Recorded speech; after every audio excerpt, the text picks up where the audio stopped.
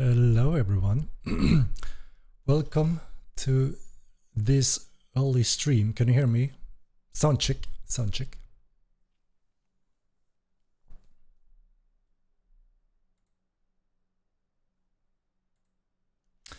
Yes. Great. Right, how are all doing today?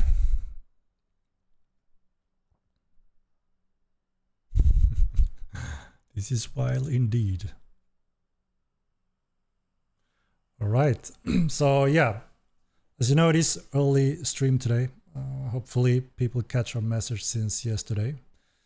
I thought it was a good opportunity to set the stream a little bit early today to coordinate it along with our PTR launch.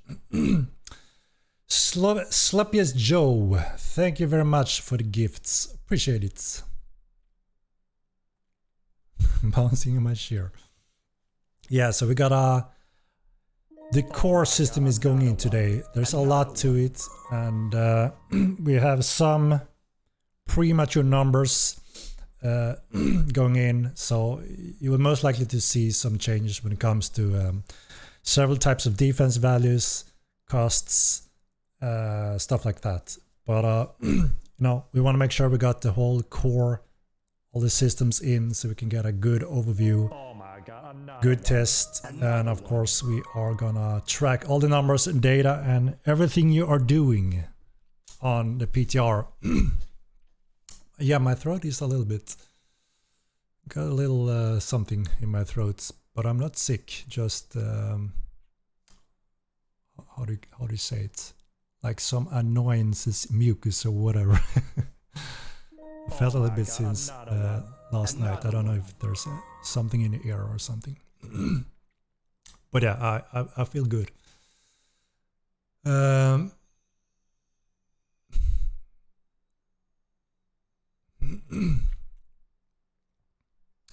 So yeah, I'm waiting for some feedback from Sebastian. We are getting close to start our PTR to put it public. We have taken the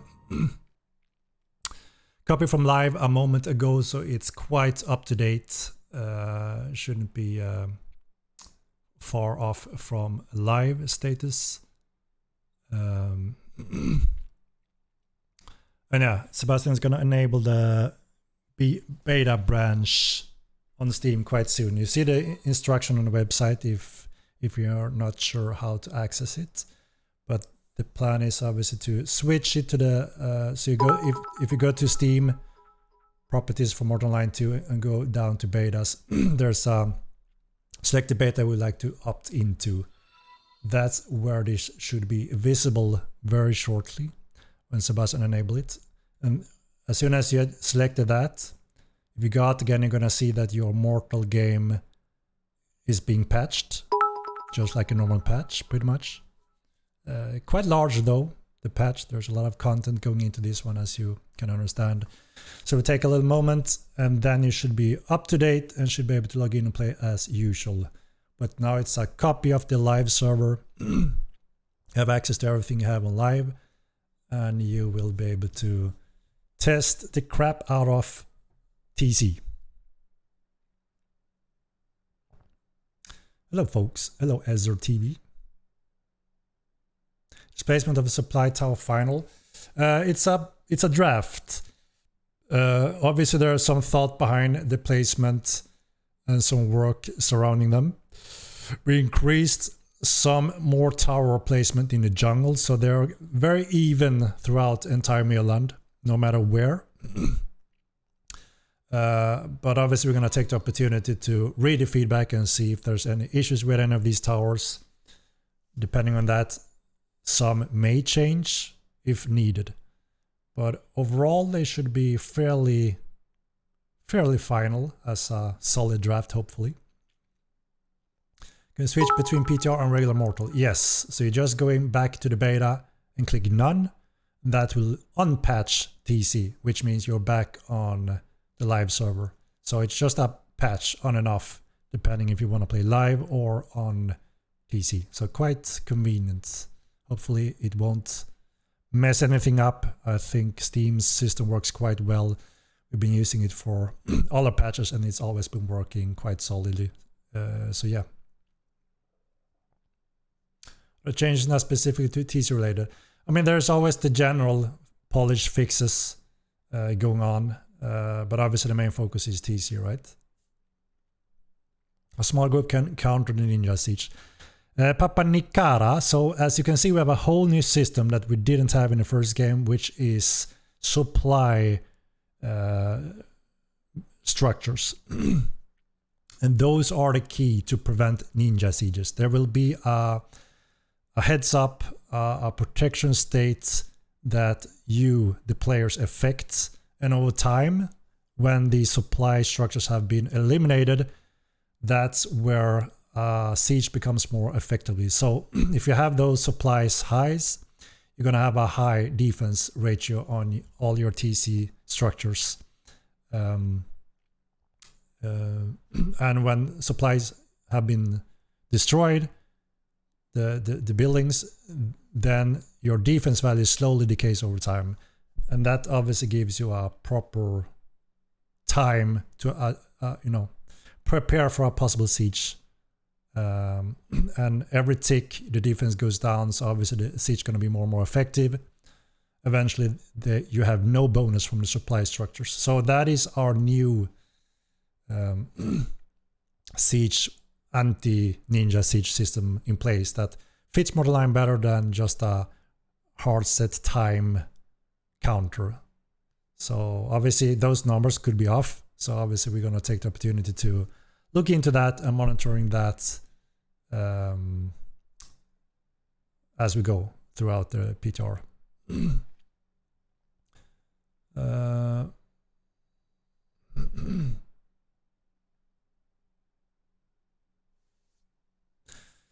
So there's a decay state that are not in the first PTR, but that decay state is handling when you can loot it and when the owners can loot it. So there's going to be a cooldown system for that as well. But that part is not in PTR1. We have everything else pretty much. So we're missing that, and we're also missing mobile siege machines.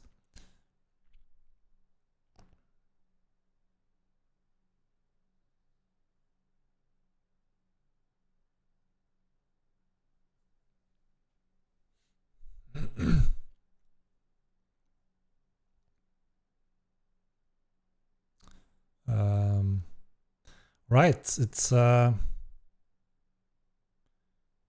starting the PTR, guys. So if we go to the beta, anytime you should be able to see the beta branch accessible without the code. Hopefully that is the case. If anyone can confirm any moment here, we should be on track for that. Could take a little moment for Steam to update, so let's give it a moment.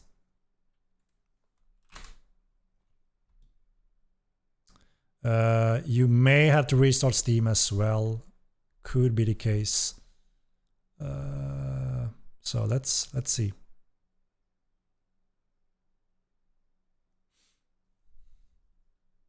But yeah, it takes a little moment before Steam updates the distribution for everyone. But it's on at least, so any moment, pretty much. It's there. Okay, so someone have got it already, it seems. Awesome, awesome. Need to restart Steam. Yeah, maybe that helps to refresh it faster. So let's go for it, guys. Let's go for it. Let's do some TC hunting, bug hunting, and chaos hunting. Good way to restart Steam. All right, all right. 6 GB. Yeah, like I mentioned, it's quite the patch, right? New structures, new machineries, quite a lot of new stuff going in. You start Voltia in PTR. Ooh, no, we shouldn't be. So this should be a fresh copy from live, quite fresh since a moment ago today. So you should be able to pick up pretty much almost where you left it on live and just get going. Chickaboom, got it. No need for code. No, we actually managed to make it so it works without the code. So should be very smooth for you to transition over to PTR and also the option out of PTR when going back to live. Very cool. Thank you. I had to re-download the whole game again. You shouldn't, Terran. Then something went wrong in Steam. It should only deploy the 6 GB patch on your current live build and unpatch that when you go back to live. So if it reinstalls the whole thing, then something didn't go as intended via Steam's update system. I mean, world first. Cyber, are you already in? 2 hours download. Ooh, quite the download. Not so risky. But yeah, we should have plenty of time to get in today and get testing all kind of stuff. So we're gonna fly around and monitoring and see how everything is working. And if someone finds something critical, we will go straight to that so we can prepare upcoming branches with everything getting more refined. 30%, eh? It shows 54 gigabytes. That sounds about wrong. Yeah, that sounds about the whole game instead of the patch. But yeah, all right. So that seems to be working. People are getting the patch. So that's the first step. All right.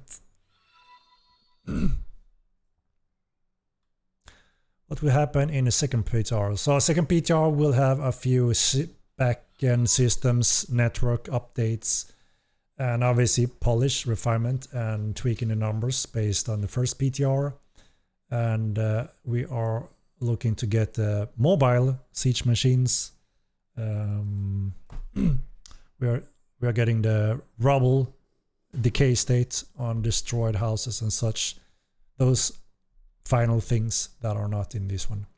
So no huge new systems. The systems are there, but obviously heavy tweaking on those can be expected. Looks like it's restart the whole game.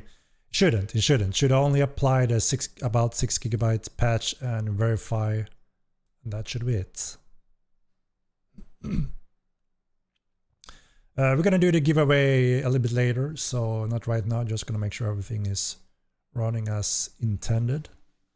But I'm gonna try to go through this. Obviously, if people are busy in PTR, then obviously it may be a greater chance to get the giveaway. Maybe, I don't know.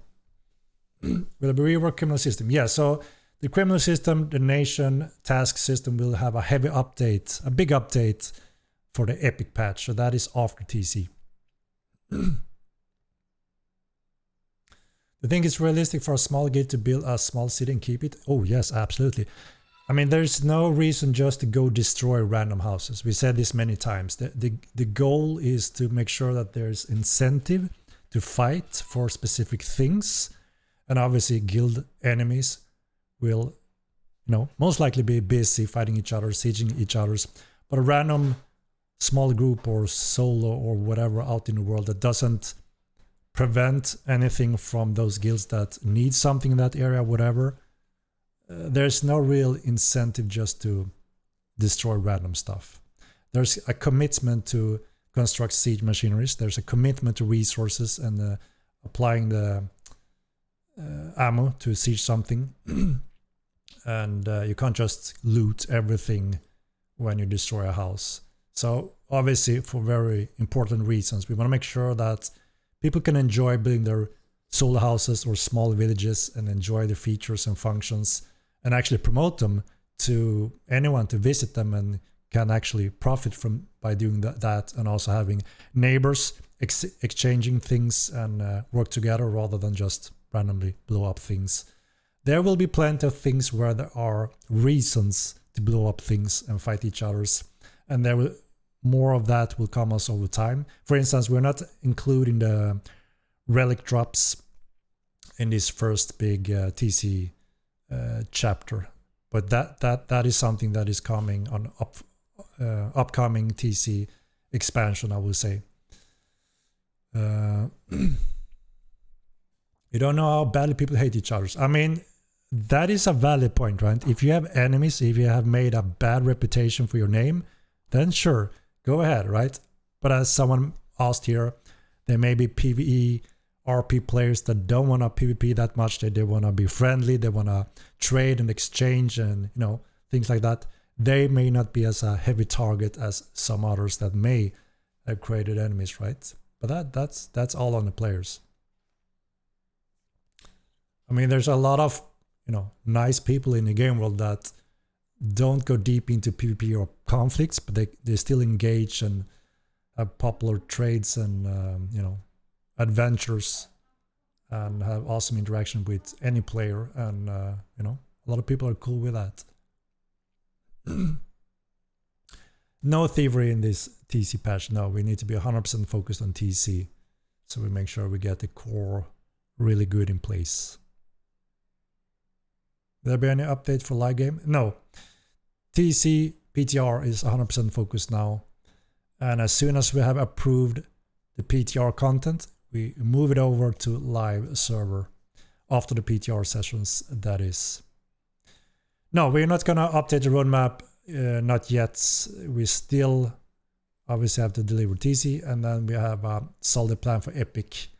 As soon as we're getting close to have that fully delivered, we're going to have some community interaction when it comes to roadmap to get some input from the community. And then the plan is to post it live. Yeah, it's been a little downtime for live. Obviously, we fully understand that. But again, we are quite a small team. We want to make sure that TC and PTR are under control. And we can deliver that very solidly before moving forward.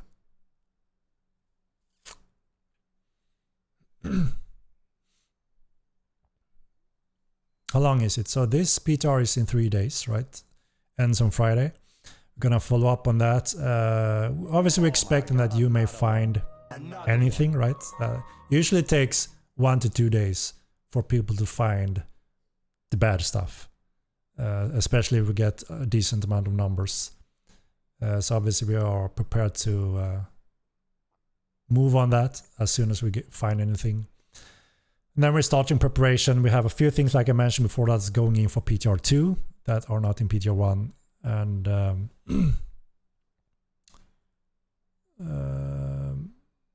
yeah, and then we will announce the second PTR that are not, it's not going to be very far off. Are you saying the keep walls are all gone?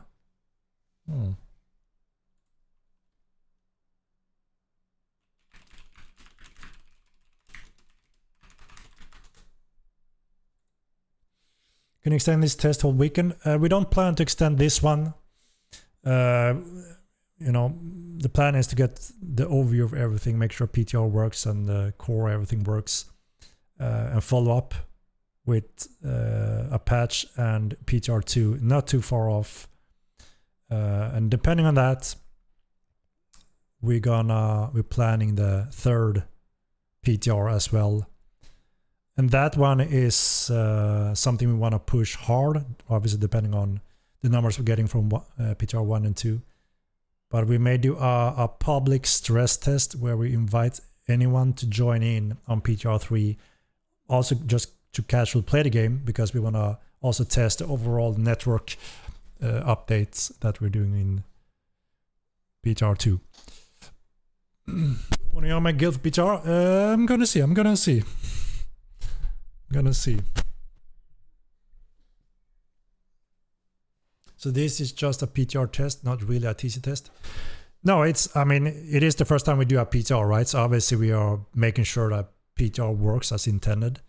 But the main focus is obviously TC, right? Everything involved with TC, the core system, goes into this patch. And there are some huge systems tied to that. Also system that we didn't have in the first game that we built from scratch. The entire supply run, supply structure system, defense, siege window system is completely new. So those are some big systems that we're gonna monitoring now, especially when you play around with it. And plans introducing nanites and lumens? Yes, with Epic release Unreal 5, which is after TC. So long as this PTR open for us. This will be running until Friday. So 3 days for this first PTR. And then we're going to analyze, go through everything, and shortly after announce PTR 2. He was gone. Yeah, I heard so. Our guys is looking, and I'm not sure if we want to do something or assist or what we can do at this point. We will see.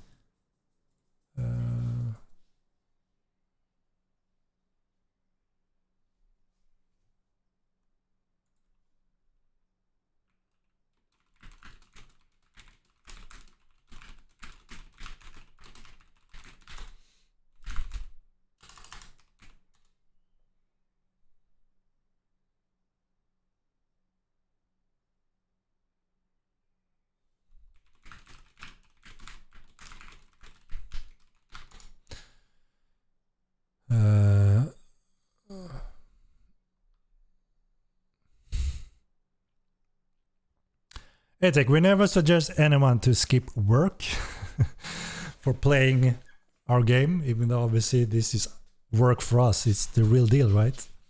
So that is all on you. And obviously this is a test server where nothing is saved. So it's up to anyone what they want to commit. When was Melon copied to PTR? Quite recently, so it should be quite fresh from live. I don't know, like an hour or so. Is the PTR only for people with the game, or can anyone join? I don't own the game, but I really want to try it. Smacking Toast. This one is only for the one that owns the game, but the third PTR is planned to be public for those that also don't own the game. So that could be an opportunity for you to try things out. Anything in the game, really. What do you need to have the beta? You only need to own the game. So you have to, you know, own games since launch. DuPont, get out of here. Get out of here. Silly comments. I'm at work.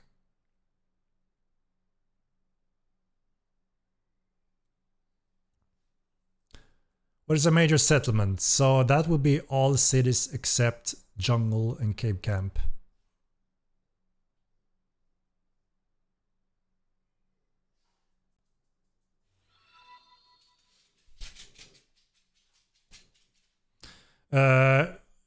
If we need to, we may have to cover the walls. So to my understanding, some hit points updates have been done to the walls, and therefore they were downgraded on live.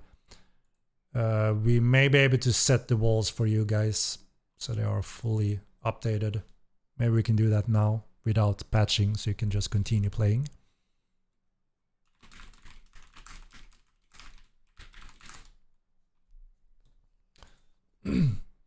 Only on PC? Yes, currently only on PC. The doors are open for future expansion for possible consoles, but currently fully PC until we have delivered Epic Games Unreal 5 and everything planned for that this year. And then we will see the next step and the upcoming roadmap.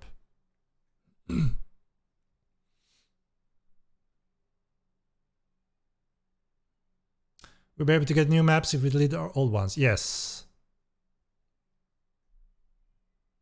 Okay, we will try to repair the walls, guys. So any keep wall that have a cut in the hit points, downgrading them, we'll try to reset them quickly now. So they should be back to normal.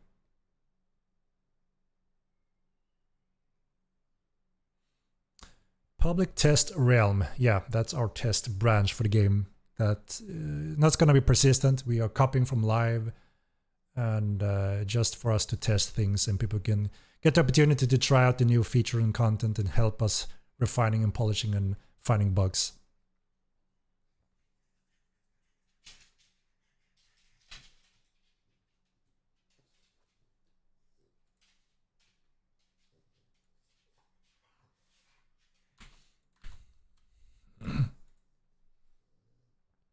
Will the live build be taken down for PTR? No, the live is running as normal.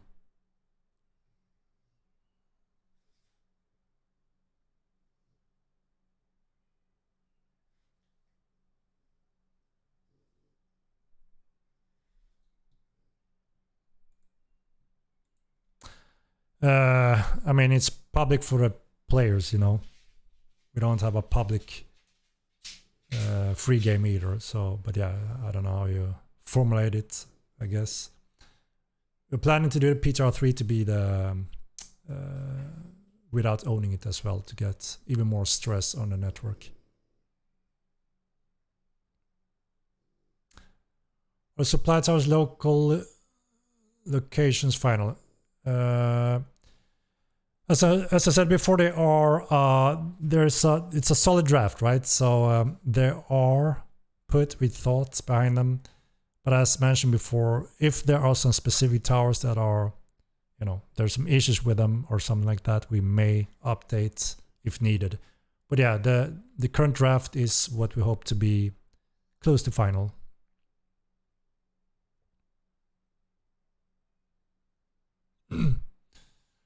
Lethal gaming.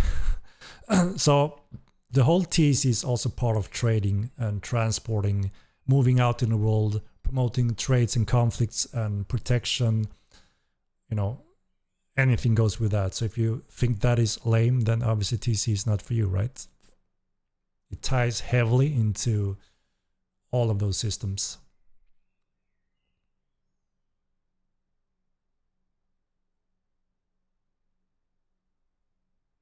Cracker depends on where you're going, right? You have several options to transport supply runs, far or close. Obviously, further away will get you better efficiency. If that means you need to go into a town, obviously you need to have a proper standing and flagging to enter, right?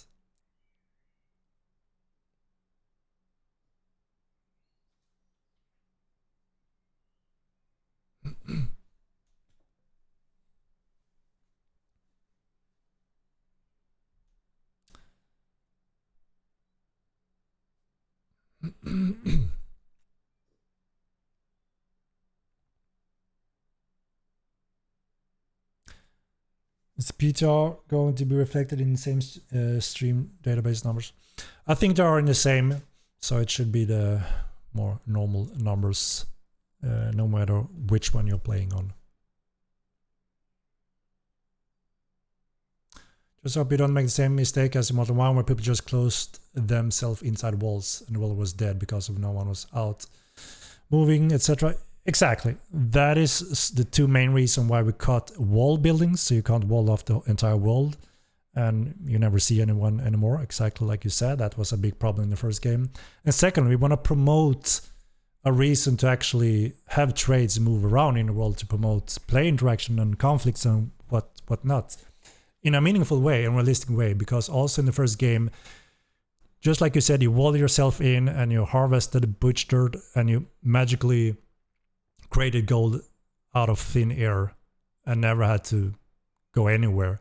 So yes, that is why we have the whole entire supply run system, that your services and NPCs will deplete, and to fill those reserves, you need to fill them, right? By trading and transporting, just like in real life. The numbers on those are obviously up to heavy tweaking. This is a draft again on PTR1, and we're gonna following those numbers and how everything works. Obviously, we want to make sure that it's not a insane grind and becomes an annoyance, right? But at the same time, we want to find a nice middle ground for you to operate your city without having to go too crazy, right? But at risk, reward, and incentive to move around and also hijack others' supply runs, sabotaging for them if that's your enemies or whatever. So yeah, we have draft numbers in PTR1, and we may tweak those heavily or lightly depending on how everything goes.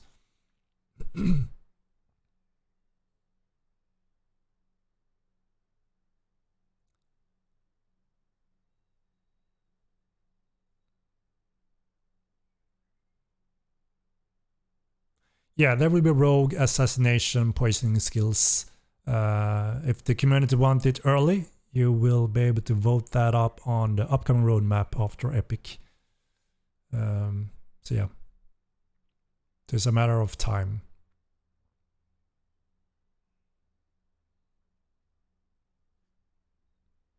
The wagons come with actual TG launch for supply runs. No, the wagon system is not finished. What we're getting is bags for the big creatures such as Campadon. So you can have a high carry capacity, but obviously a wagon will also be one of the most efficient carry capacity. We're getting components from the siege machinery systems. Requirements for the wagon system and the ship system. We're actually getting some requirements. So we're getting a step closer.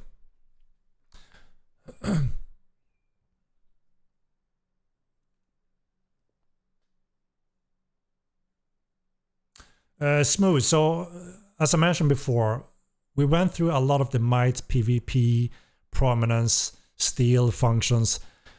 And it turns out people are going to abuse the crap out of it. So obviously we need to minimize that. We want people to fight and obtain prominence without bypassing the core and systems and abusing things. So we had to heavily modify or restrict that. So you can't just have a dummy guild and provide prominence. You see where this is getting, right? Some of the issues. So we cut that for now. It's a big risk for the core, and we also minimized loss based on rank. So it's small numbers, right? It's not that you have to, oh my god, we're losing all our prominence, we have to kick all our members or de-rank everyone. It's going to be such a small impact that shouldn't be the main thing, right? Handling resources will be more heavily committing into machinery, services, sieging.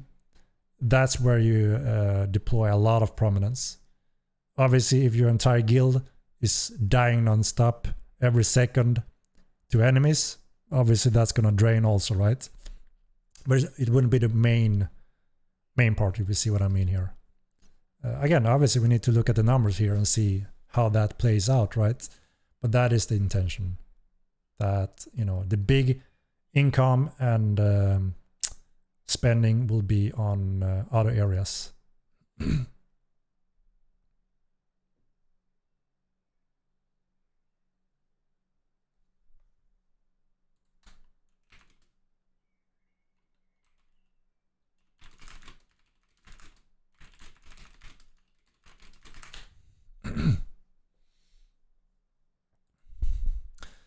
Plans to take and control all keep solo.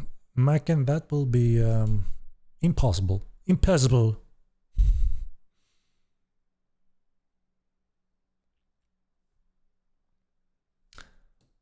But yeah, we actually moved on to this little baby, PTR. We have launched PTR1. And we are now monitoring everything, and we're getting people logging in on PTR. So that's exciting. Exciting. So now everything is starting.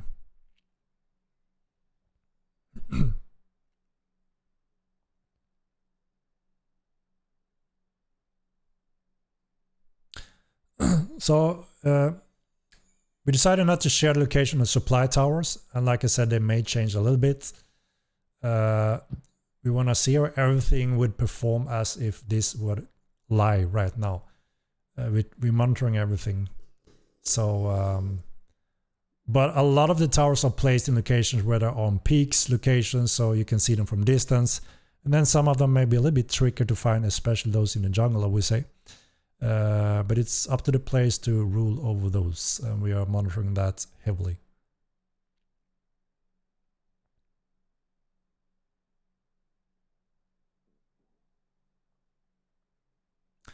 Bitsy, no, wagons are not coming for TC launch. We have bags for the biggest animals such as Campadons, and they have the greatest carrying ability. Not too far away from wagons, but the wagon system is not finished. We're getting requirement components from the siege machinery system, same for the ship system, but not yet ready for TC. 3 days and I need to farm this. Farm what? Yeah, this PTR is running until Friday. So PTR, the prominence cost is something we heavily want to monitoring. So obviously we want to get some close to real numbers, even though some are cheaper and not final. But we want to get a good data evaluation on prominence as well, when solo to small group to large groups works together to obtain these new type of currencies, pretty much.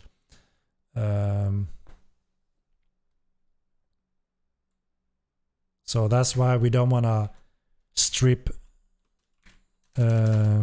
everything off from, you know, close to normal numbers.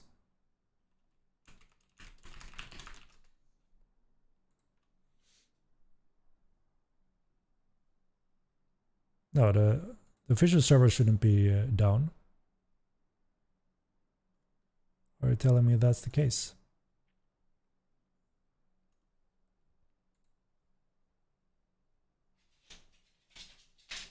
No, they're up running.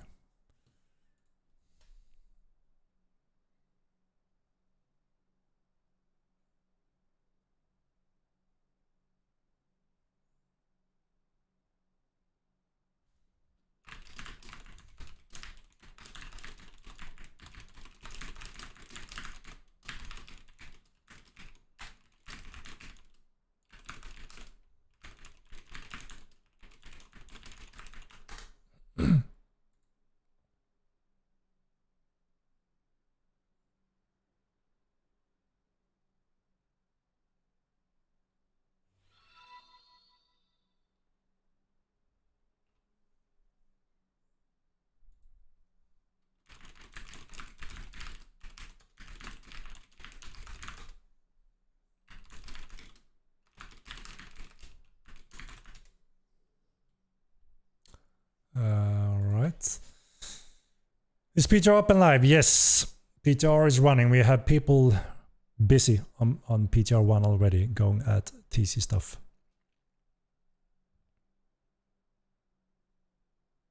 So we do want to test the prominence system, right? If we just give everything 5k, we still have to have a session where we test it. And we thought PTR1 would be a good opportunity, right?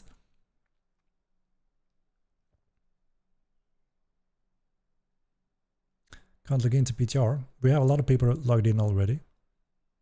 So you should be able to do electric.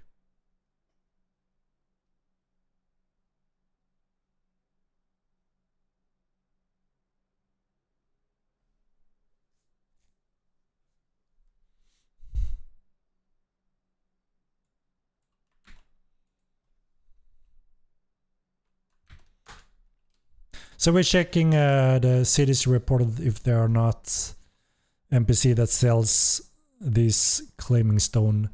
If there's any missing, we're gonna see if we can spawn them there. So we're investigating if any city is missing this NPC. So give us a moment. As I mentioned, all major cities should have these NPCs selling that, except Jungle Camp and Cave Camp.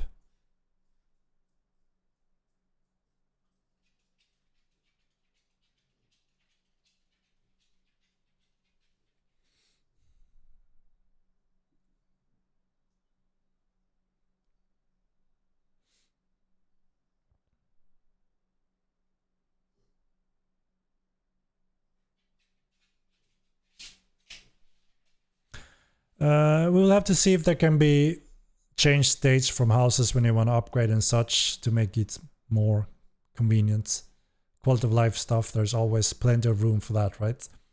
But I'm not sure when. Now master building back to we will confirm.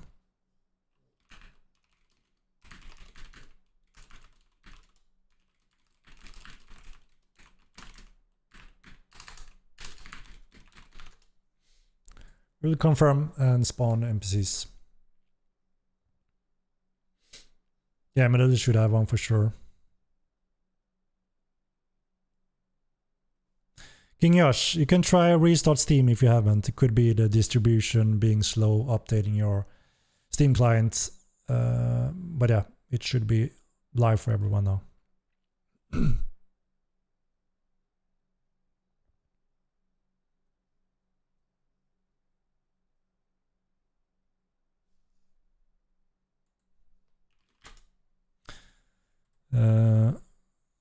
Fata Gaming. So we updated the hit points on the walls, and that resulted in a downgrade on the walls. We are putting them back to the normal hit points as we speak. So just give our staff a moment and they will have it covered. Same thing with possible missing NPCs in some cities that sells the stones to get going. So if that's the case, we're gonna spawn them, right? So we don't need to patch or anything. We just manually handle it for you guys. So there are around 60 supply towers, close to that number, quite evenly spread out through entire Midland. And anyone can claim anyone that has a territory. They don't have to be connected. So that's one of the cool things. So you can try to find sneaky ones that no one may have discovered or are interested in holding. And that obviously will give you ninja bonuses.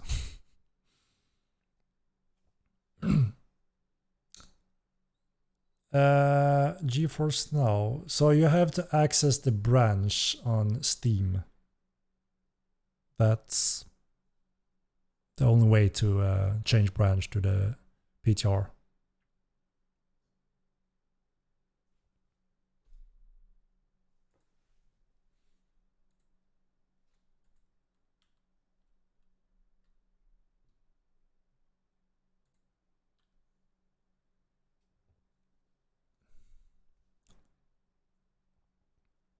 All right, so we're getting slowly more and more people getting the patch and getting their way in on PTR. So that's nice to see. So it's going to be interesting to follow everything during these days. And as I mentioned, we don't want everything to be fast mode and, you know, filling your reserves with everything, because that's part of the testing. There are some huge, completely new systems that we never had in the first game that obviously numbers could be completely off. So we want to take the opportunity to see that progression and follow up on anything we may be tweaking. 60, not 16, sorry. So yeah, about 60 towers spread out evenly. Some very easy to spot. There are many of them placed on high ground, so you can see the stuff from distance. And obviously some of them may be a little bit more sneaky to discover, especially those in the jungle. Hermione, that's classic, right? We don't want to read. we don't want to read.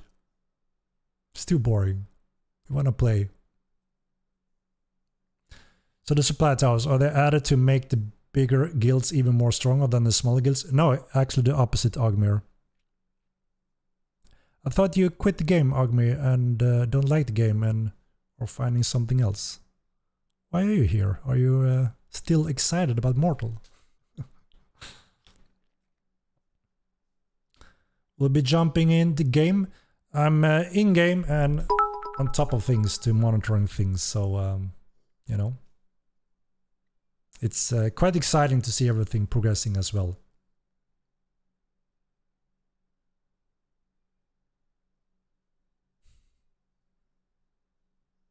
Am I a troll, Vivek?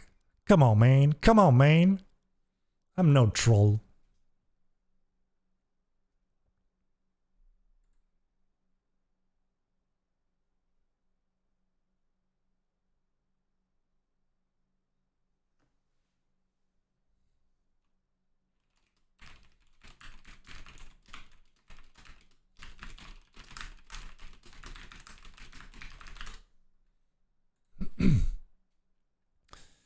You need 2 people to control some of the siege machines. So you could control them with 1 person, but obviously they will not be efficient. And of course, if it's a mobile version, you can't move it around with just 1 person. So to be fully efficient and have a steady flow of loading up, shooting, moving it around, you want a crew, right? But like I said, could do it manually, running, loading, shooting, and repeats, but not very efficient. The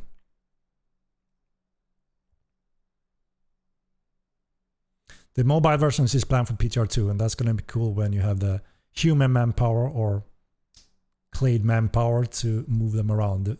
The more people, the faster it moves, so that's pretty cool. Can you hold more than 10 supply like stores?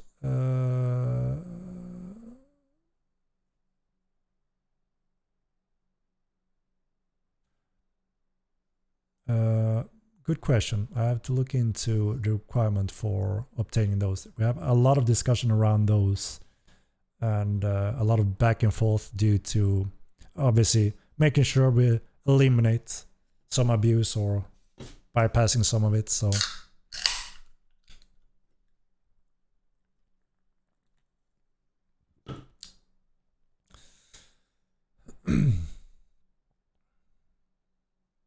oh shit, I'm in. King Josh.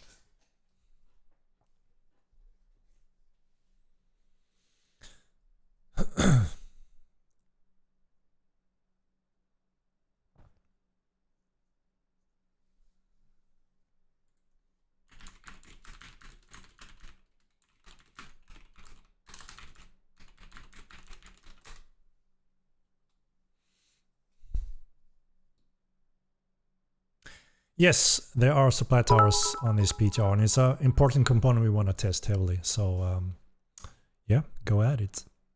The upkeep should be per day.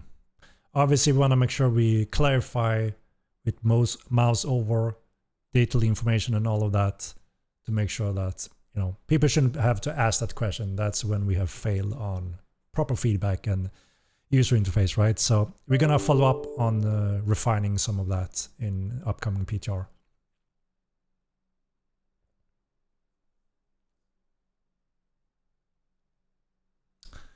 Bruce Lee Rob in the house. Awesome. Classic Henrik drinking a beer on the job. Come on, Easter TV. Come on, man. The sub being turned on at TC. No, it's planned for Epic. So Epic includes also some very important milestones, polish, new player experience, a lot more dynamic spawners and interest points in the world, and a whole new criminal nation task system updated. So things we need for new players to really get into the game and you know, have a fair chance to actually become long-term players. And that's when we plan to enable subscription after the free month. Does time fly? It's 2 months after release already. 2 months after release. Release of what? It's free alcohol beer. Yeah, safer extract. So the user interface is quite harsh currently. It's kind of thrown in there just to get the function going, right? You will see some refinement and feedback that is missing being added for upcoming PTR. Bruce Lee already at the Prominence farm, eh? An update on Real Engine 5. You will have more updates on that as soon as we deliver TC, because that's when we take the transition finally. New map, it looks so good. Actually useful map, this is insane. Ronin, thank you. Yes, I fully agree. I think the artist did a really good job in transferring the new map to actually give some nice details as well. The baseline for the world. So yeah. Yeah, there's a vendor, you can always get the map back. Should be in any city. That's great indeed. Excited. And get hard to test when most of our players cannot be in a guild due to it being bugged. In fact, yeah, we are fully aware. We've been working hard on that one. As I mentioned before, some bugs are quite nasty because we don't have a complete reproduction of it, which makes it a little bit more, where the hell does it go wrong, right? But obviously we're going to have that fixed. It's an important issue that we need to have solved for TC. So we are working on it. Hope everyone enjoys PRT. PRT, you mean PTR, Bruce. Indeed. It's going to be very exciting to see everything falling into place finally. Does the report bug in PTR work? Yes, they are tagged with PTR, so they go into our system tagged. So that will obviously help us identify them.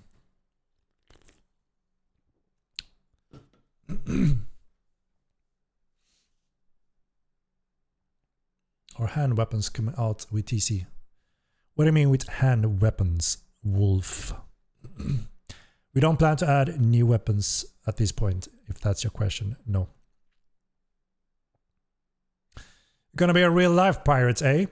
Yeah, we're getting some important function with the siege machineries. As you can see, when you're moving around on them, you stand on them and can be transported. Those are some requirement systems for both the wagons and the ship system. So we're getting slowly closer to those features.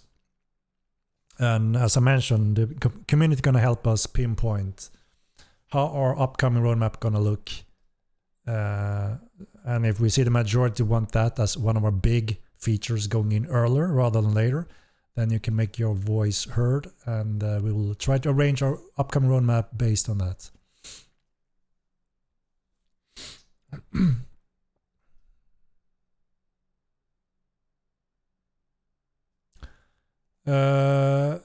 Which vendor? There should be a utility vendor or something like that. I think one of the basic ones should sell the map, if I'm not mistaken. I have to look into it.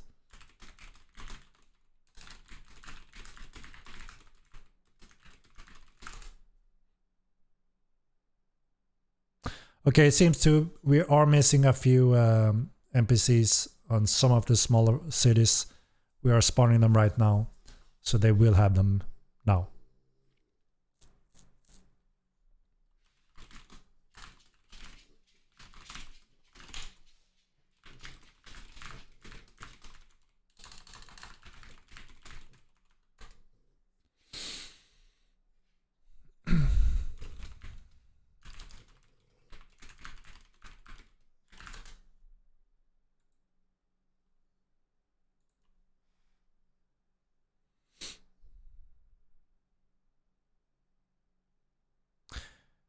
Halo 4, I'm not exactly sure of the current status. User not found. The problem is that there's no general issue that points on our side that can identify it, and since we don't have, a large portion of the players having that issue, that it makes it quite hard for us to identify what is happening in this specific case. I don't know what information we've got so far. Obviously, we are very keen on making sure that anyone can play our game, and that shouldn't be an issue. Have we tried all the basics in terms of reinstalling and so on, just to make sure that it's nothing broken on the client side?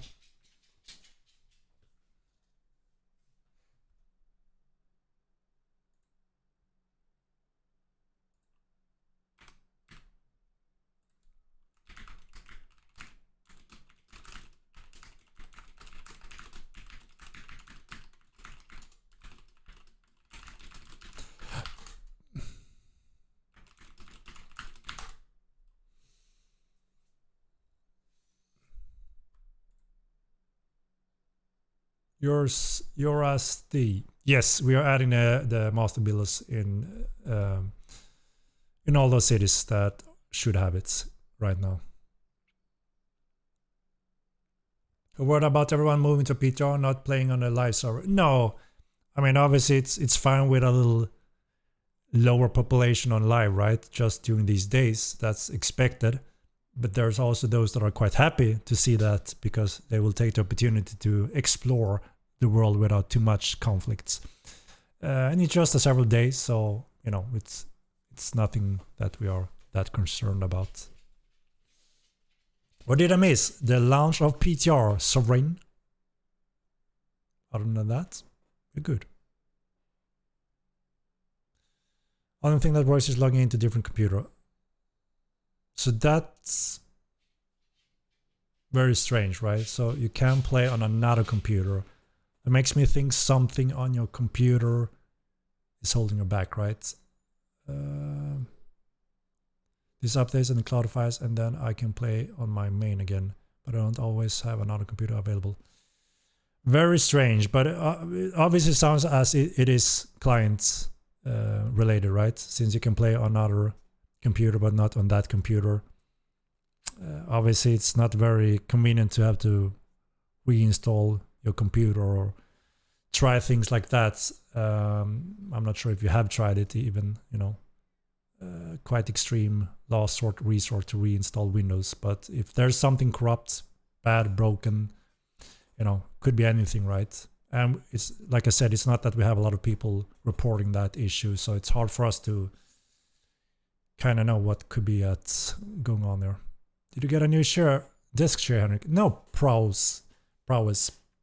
This is the same one I had for 16 years. The one I've been talking about, that was a hell of an investment. Quite expensive, but like I said, been with me for 16 years. Real good share.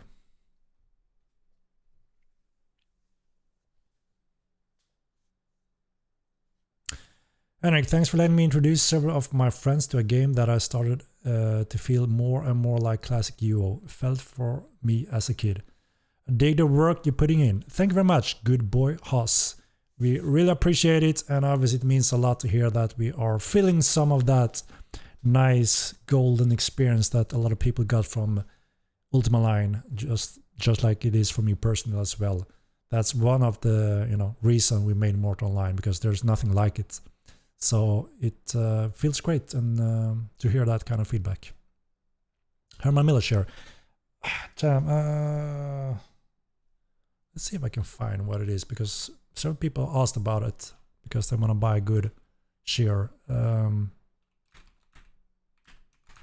see if I can remember the brand.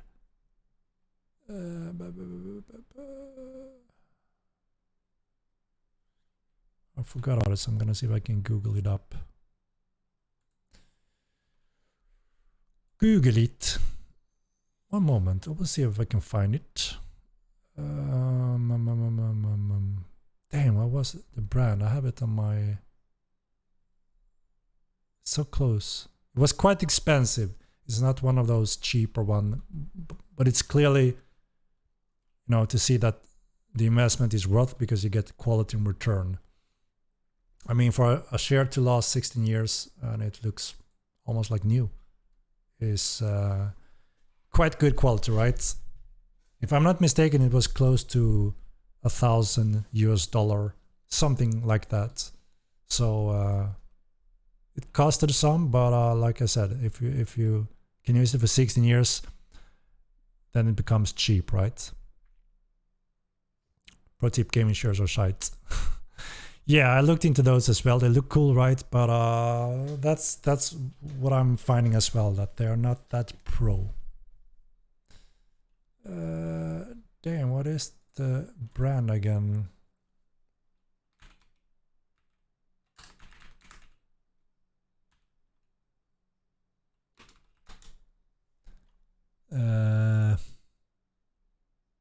It doesn't say on my share. I think. Does it?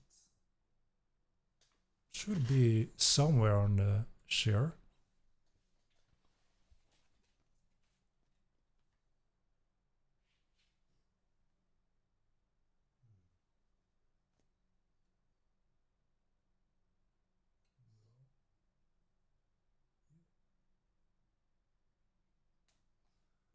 Okay, I found it.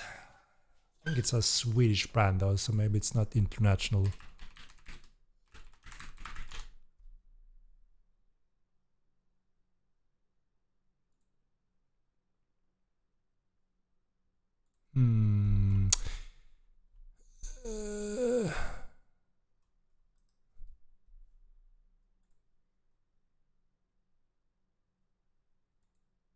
So the brand name is Kinaps. So that's a Swedish company. So yeah, I'm not sure you can find it elsewhere, I'm afraid.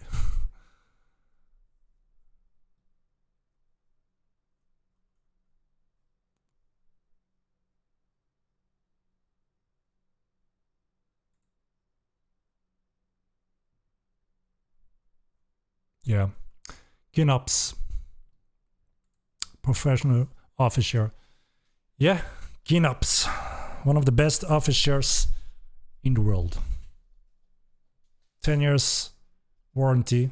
I have mine for 16 years and rock solid. So yeah, the only thing that's slowly decays obviously is the elbow things. You know what I mean? I mean those sharp elbows slowly penetrate the elbow. What the hell are they called? You know what I mean? They slowly decay. So I replaced those, and that's it. But that's it. Everything is soften your elbows. How? They're so sharp because, you know, they're lethal. Armrest, exactly. Yeah, that's the only thing that slowly breaks the armrests. But yeah, so I replaced those, and now it's like new again. Really nice, really nice. I'm the only one with the use an old wood shear. Yeah, Amelia, that doesn't sound too comfy. You know, we're almost living in this position, so it's good to have a solid shear for your back and everything. Ivwak, I mean, if you're a little team, farming those prominence is quite efficient.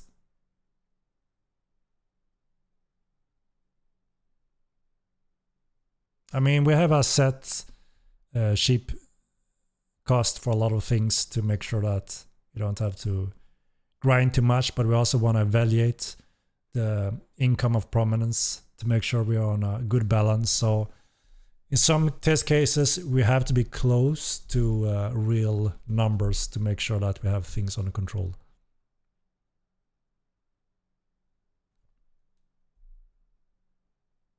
A plastic shell lasted for 13 years. That's some good plastic stuff, Gab.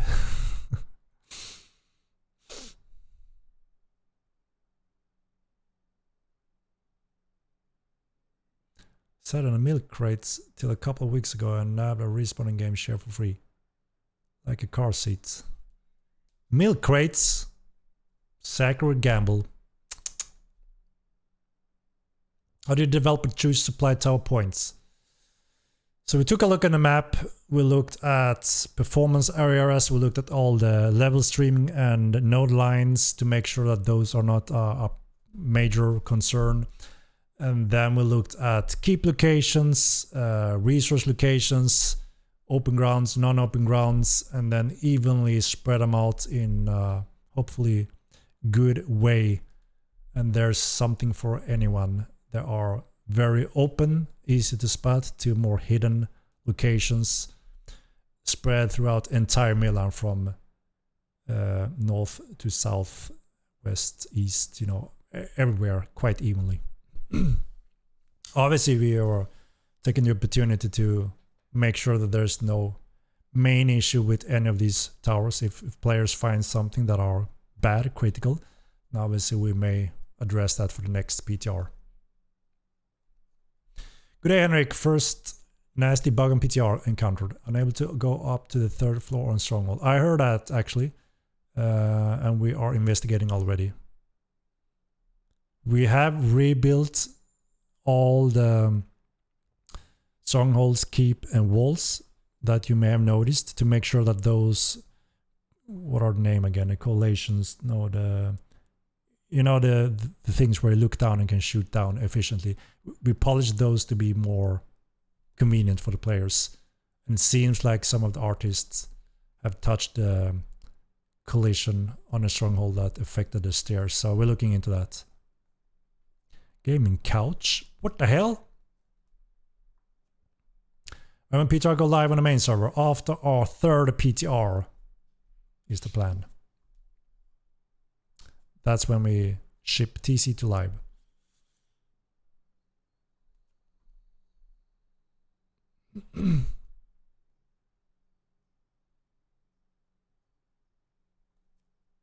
How do we use prominence separately from guild? So anyone in a guild contribute with the prominence to the entire guild, and it's put in the supply treasury, and that's where with the proper rank, you can utilize and use that prominence as a currency pretty much. Your computer tomorrow, eh? Awesome. I'm always curious about Henrik's camera lighting and change every Steam. I tried to make me less orange because during the daytime the light in the room is not really good, so I look quite strange. And people are commenting on that, so I wanted to remove that distraction. And this is how it looks right now. Maybe a little dark, or what do you say?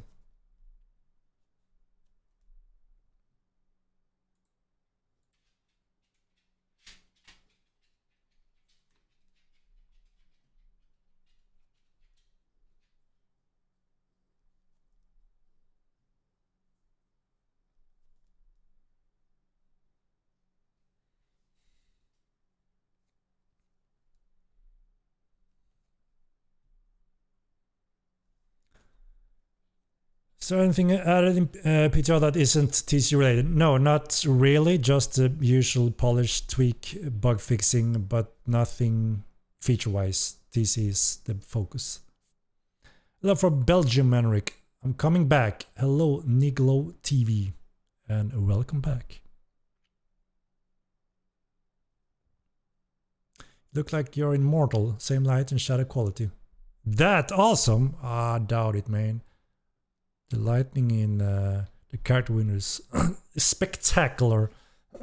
Immortal. I don't manage to get the lightning that good here. And I use these filters, media broadcast filters, to try to just show me and not the entire room. This is the result.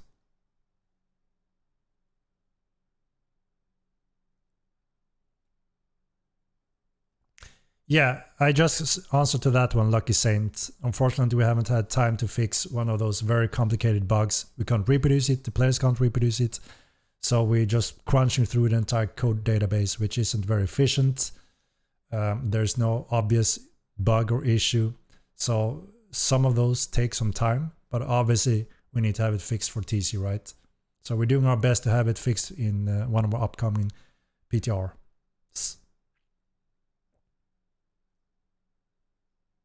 Plan to block more mountain passages. Locking down his pair was rough. We don't plan to block mountain passages. No, there are several where the players can find them, experience new ways, and obviously that's part of the knowledge and skills, right?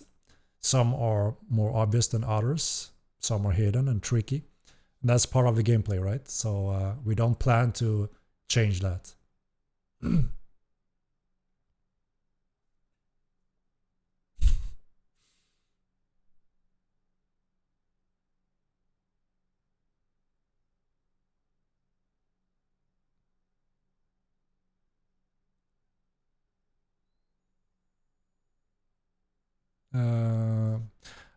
I'm trying to figure out what NPC sells the map. Obviously, everyone should be able to get the map.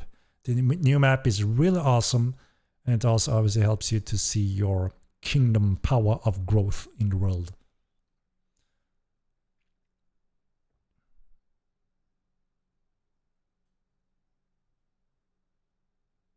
Are the new maps only in PTR at the moment? Yeah, the new map is only on PTR. It comes along with the TC patch on live when we are done.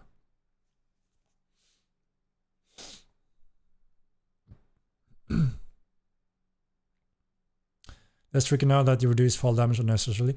So we haven't really reduced fall damage. We actually changed the system to be more reliable. So if you glide like you would in real life, you don't really die, right? But if you fall, free fall, you still die quite harshly.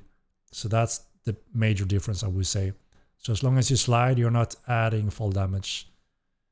Before, when we did have sliding, adding fall damage, you could slide for a few meters, and then bam, you died. Extremely annoying and confusing to most players, because why would you die when you're just sliding on a little mountain? I mean, it makes sense when you're falling, free falling, right? And hits your head when you're falling many meters. So that's actually the main difference only, making it more realistic, believable, and convenient, and not that strange annoyances.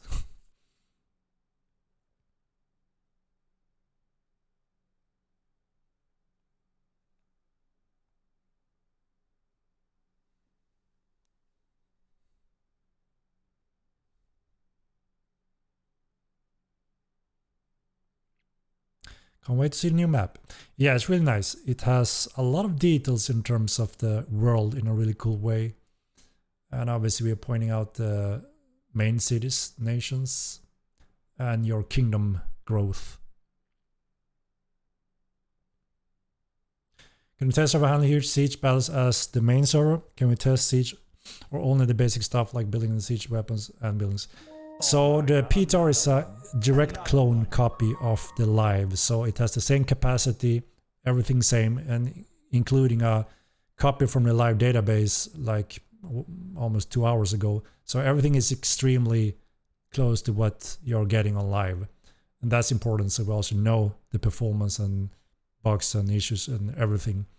We're missing one last network optimization update that we're planning to add on PTR2 that does affect the general population capacity. But yeah, the large scale battles are fully in, and you know, you can have those 500, 600 player battles. The bottle cap there will most likely be your computer, your FPS.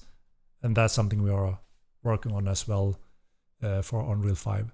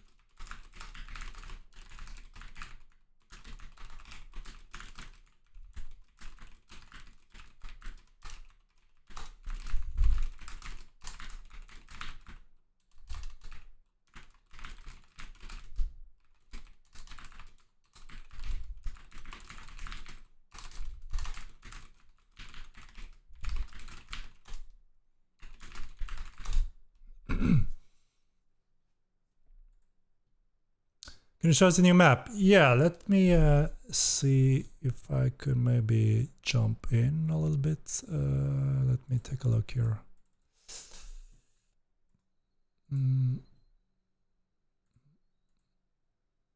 I will go to the PTR as well then, and not our internal PTR. Let's take a look. Damn, it's hot today, guys.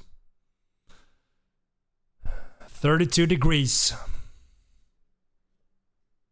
Oh.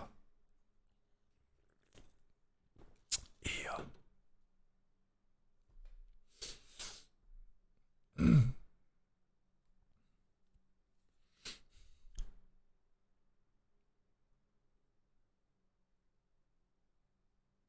There are no brokers on PTR. Let me take a look.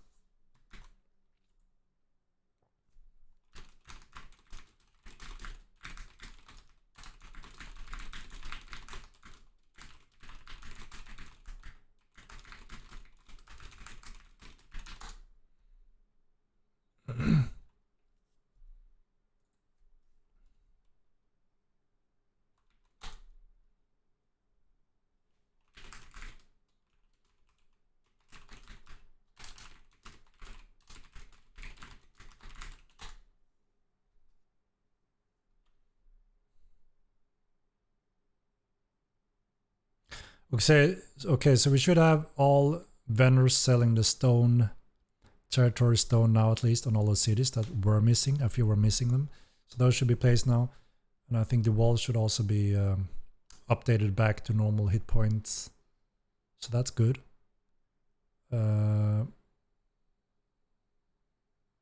There are brokers, I just confirmed. The one in here that says there's no brokers, that doesn't seem accurate.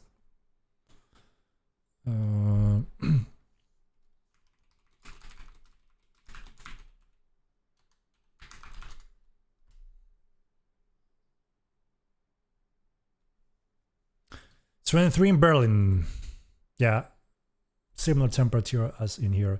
My room just got a little hot here. I don't have any good flow ventilation, and the sun is just heating it up, and my computer is not helping either. So yeah.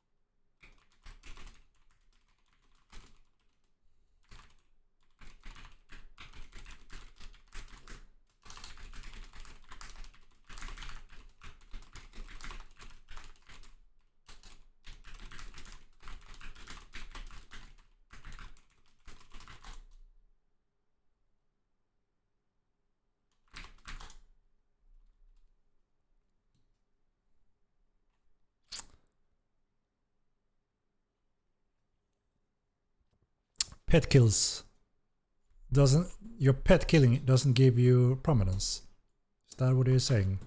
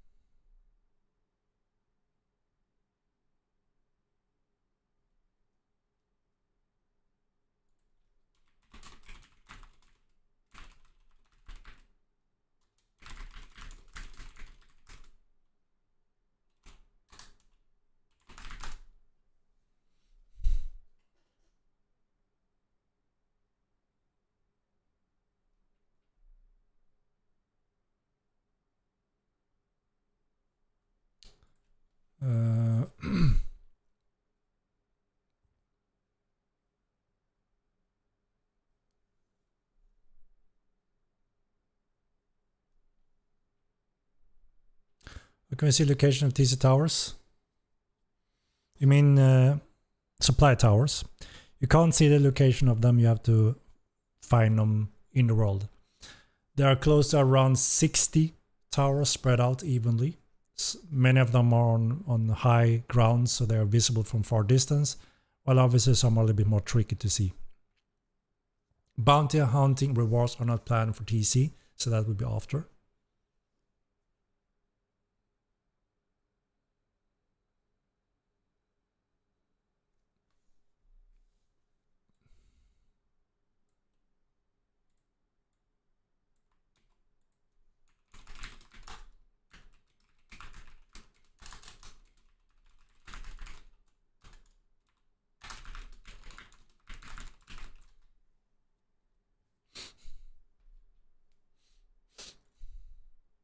We have a cheaper cost SAC, and we do want to test the system, right? So, and also balance the system based on progression, feedback, and data monitoring. If we hijack everything, give everything, we're going to miss a lot of important testing steps as well.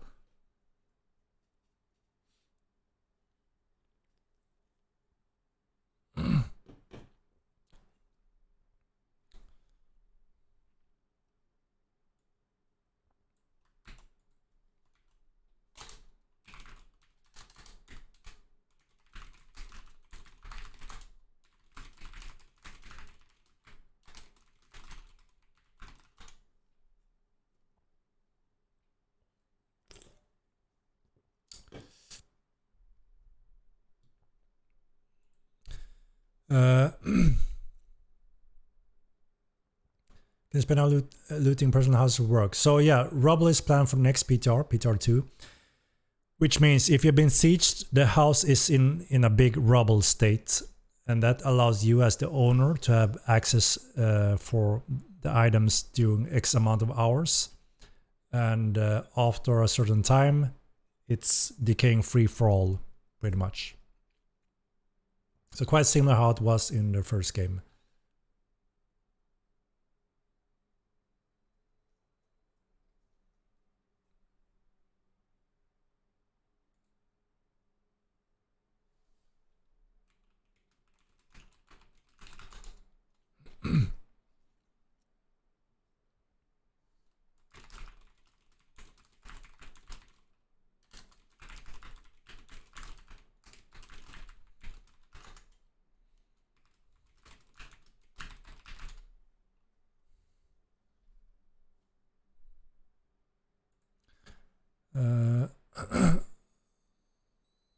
When this launch, will there be any balance adjustment outside of TC as well?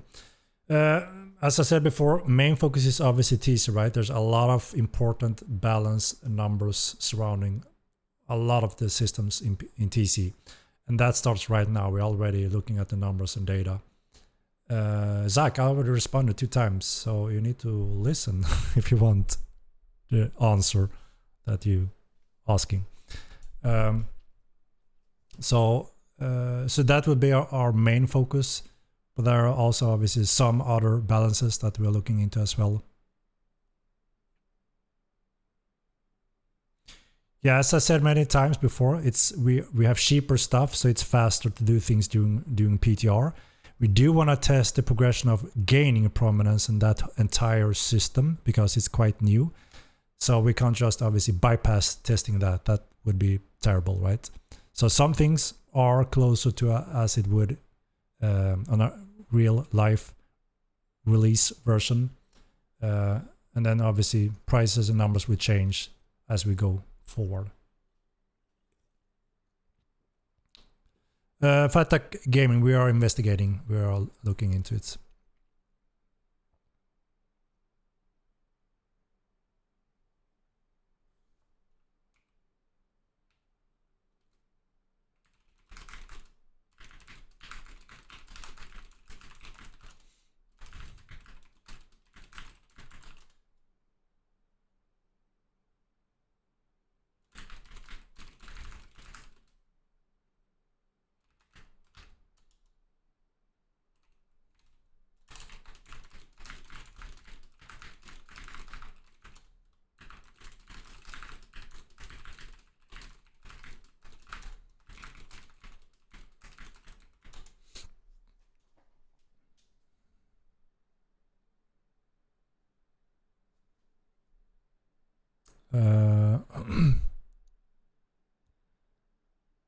We just tried to kill some stuff with a bear and we gained glory and experience.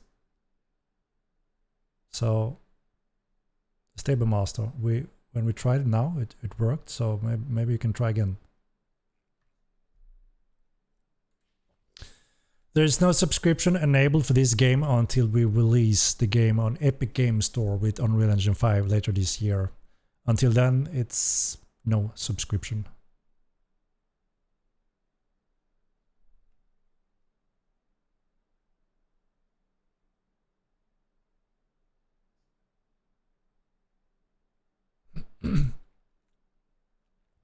The city owner obviously will have their guards on their side. The guards won't participate in illegal actions though, if you use the normal guards, setting the ranks for them.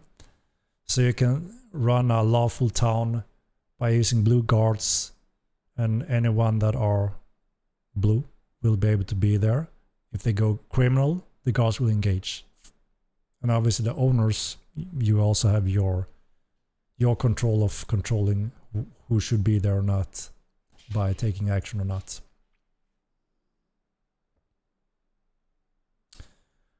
There may be a summer sale, Zarus. Indeed, we do follow Steam's sales, so that may be an opportunity to get in.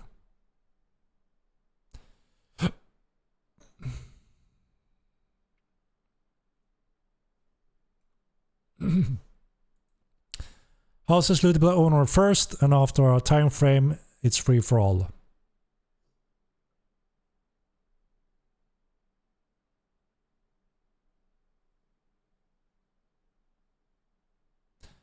Any player town can be opened depending on your rules, yes, and your guards. You see your prominence on your guild friend list window, the social window. If you mouse over the members, you will see the prominence there.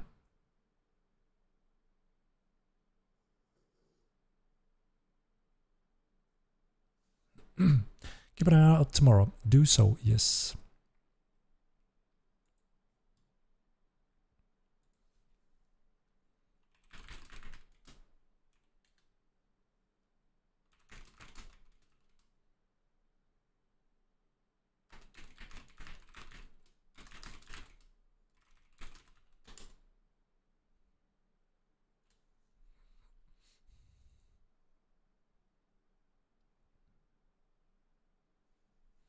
Yeah, I'm gonna see if I can show the map.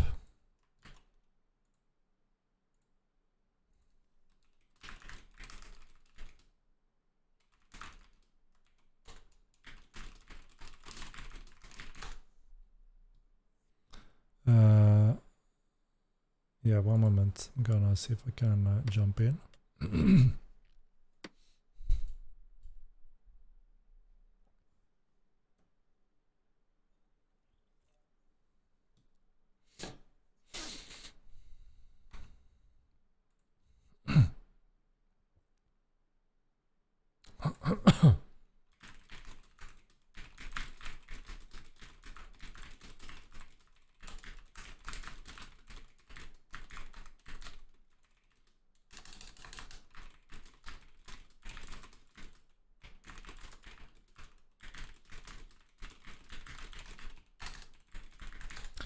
Right, let's see, where the hell am I?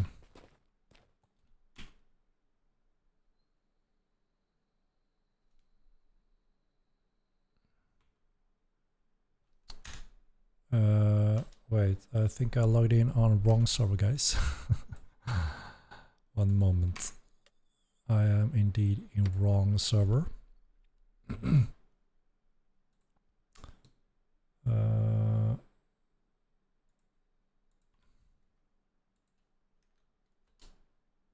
Let's try that again.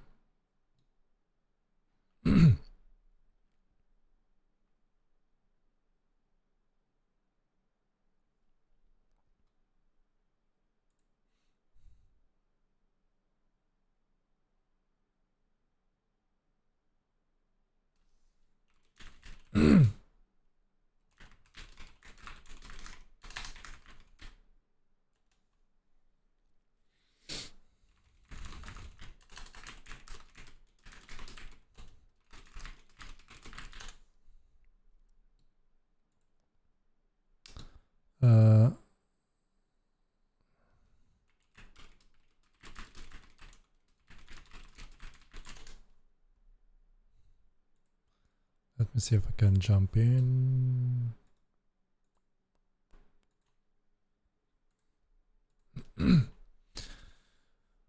Right.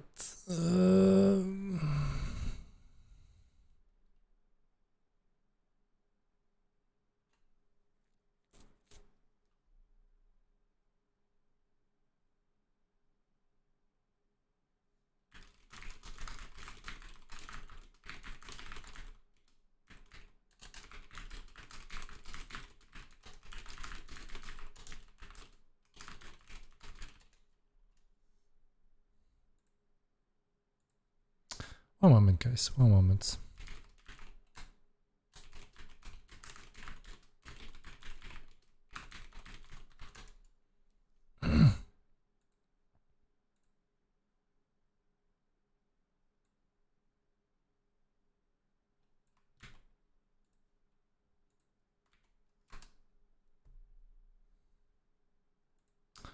All right, I'm gonna jump in and see if I have the map, guys, so you can see that.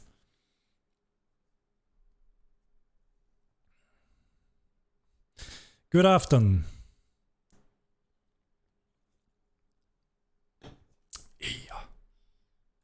Let's see. Let's see.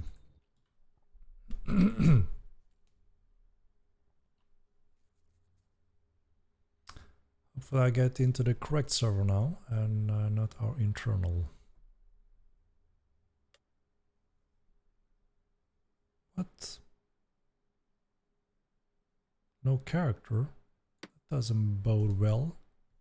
Where the hell am I now?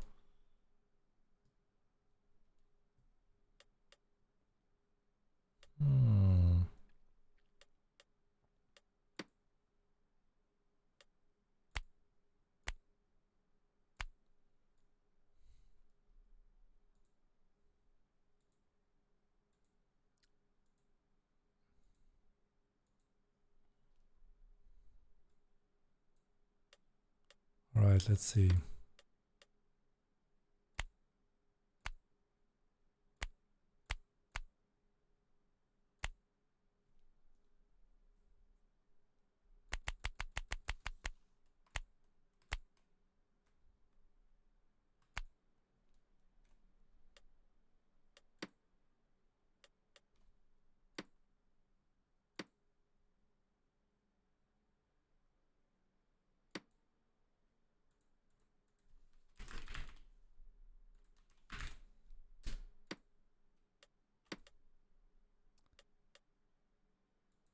The hell?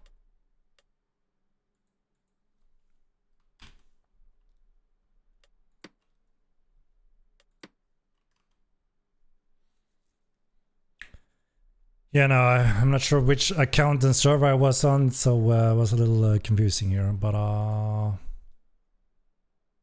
should be on my way. Where to get the map? So we may not have an NPC that sells the map, and we will have to put it on our common NPCs to make sure that we have it available for everyone that may have deleted theirs from Haven.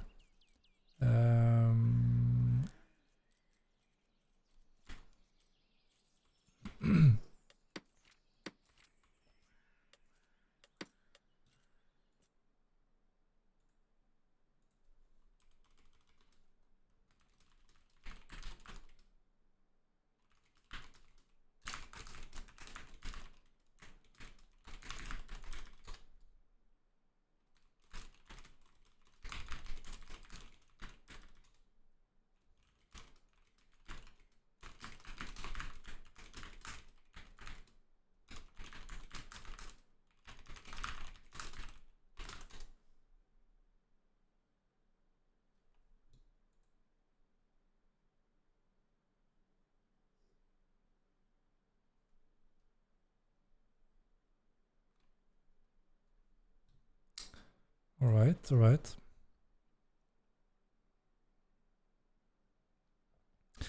Yeah, we're gonna see if we can make sure that everyone has that map access. We're gonna see what's convenient or what's best.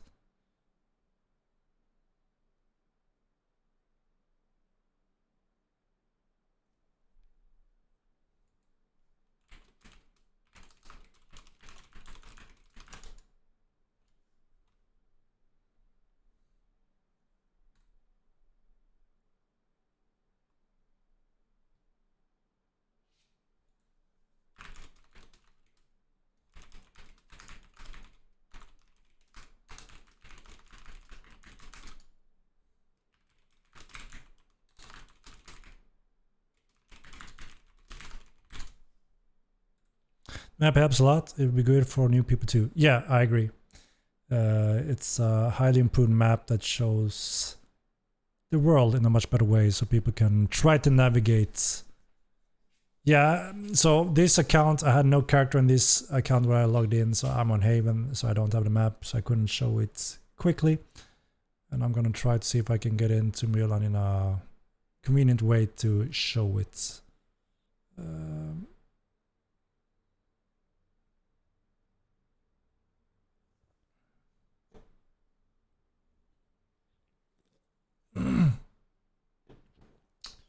Johnny Blaze, that's not our fault. That is Steam, I'm afraid. It's not very common, but I heard a few got a complete reinstall for whatever reason, I don't know.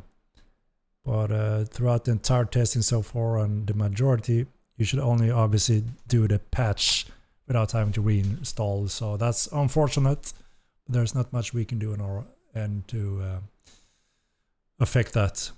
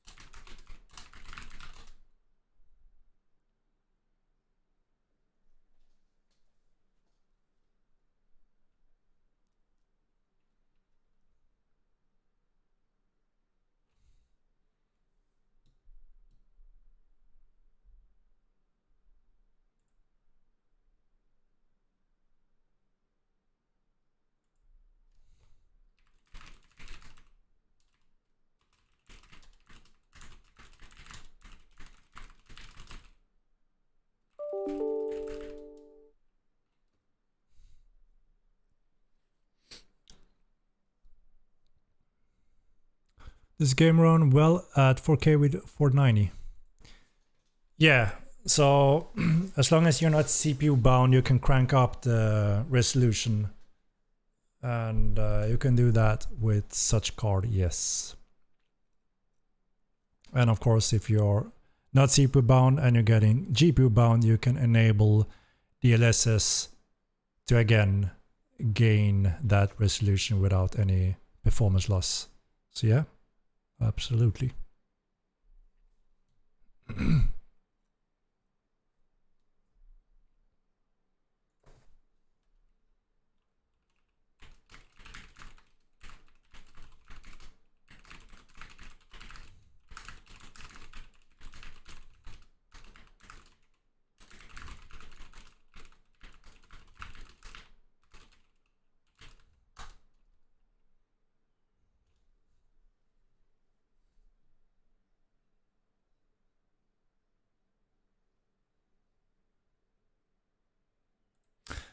Agmir, what kind of crap statement is that? Obviously, we're not banning people for using our thievery in game. Come on, man. Come on. Stop that ludicrous stuff.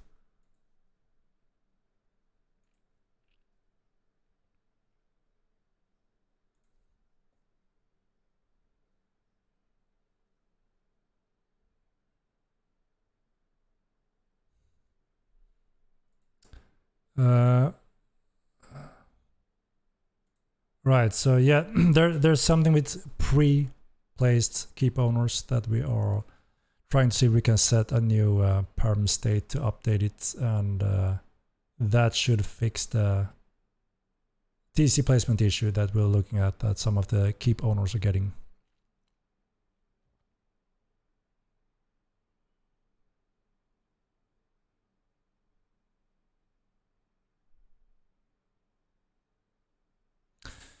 We are indeed quite inspired by EVE Online. It's a solid sandbox MMO game, and there's quite a few things that we're looking at when it comes to their games. The security system, for instance, from nullsec to highsec that we are applying on the Epic patch. We are reworking the task system, or heavily expanding it. And we do have future nation conflicts that we plan to enable to allow people to align them, which is similar to the faction system, yes. Uldegram, well, with the subscription. Thank you very much.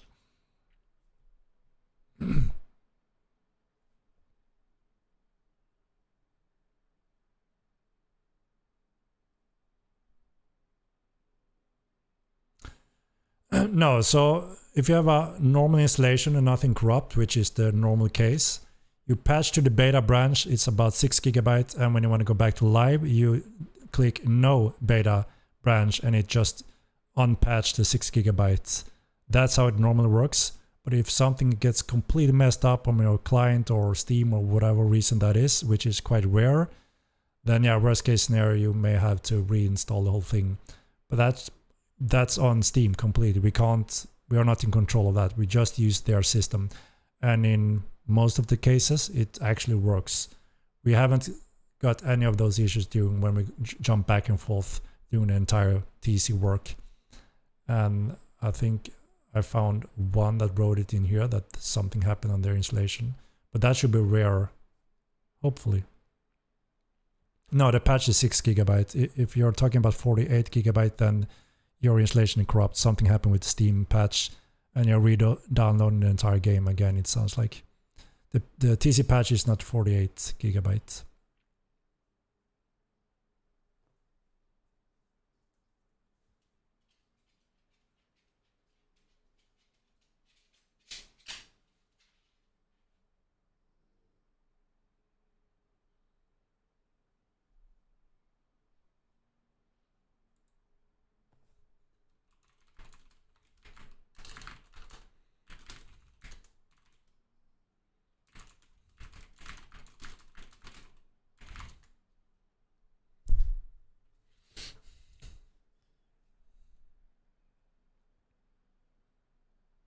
So what I'm gonna do while I'm getting some information from the team here, I thought that I would start our sign up for you know the thing, right? The thing. The thing, the thing. You know what I mean?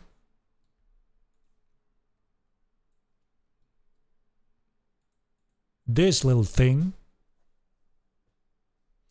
Explanation mark MO2. We will let it roll for a moment, and then we give away a copy of Mortal Line 2.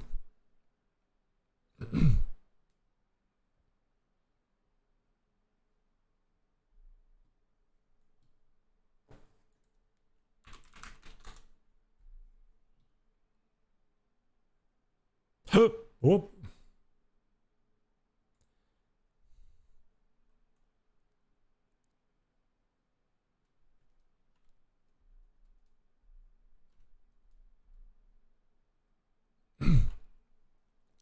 We can perma your Shadow of Man if you want to show how to permaban you.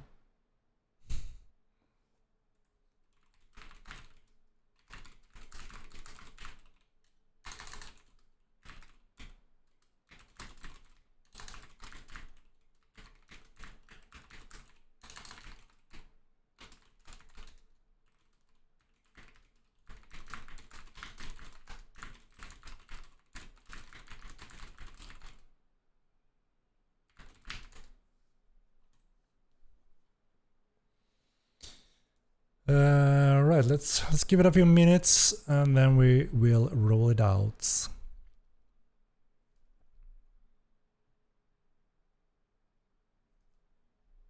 Chips. Supply towers are not on the map. No, you have to find those yourself. Many of them are on high grounds, quite easily to spot, while some are obviously a little bit more tricky to find.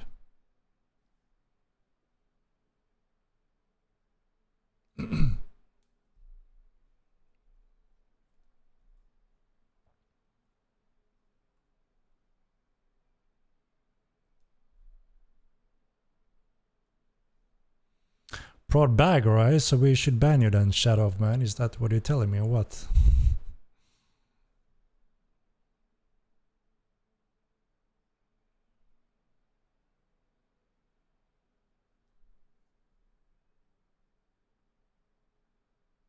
Any quality of life surprises? We have been focusing mostly on polishing and bug fixing and TC, so we haven't really got the time, leftover time, to cover additionally quality of life things. But we have quite a few requested that totally makes sense that we want to try to cover over time.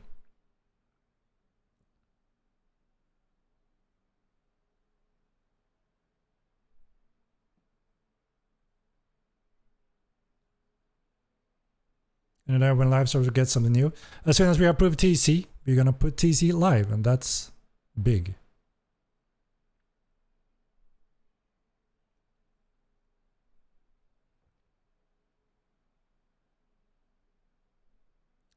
Can I ask if biddings are restricted to keeps only, or is it only the higher tiers?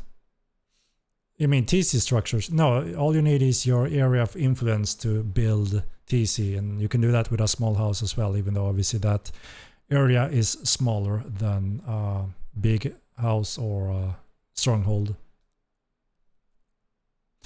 You can't buy the map right now, we are confirming, so we're gonna make sure everyone gets it, or we put them on vendors next, so you can always access them.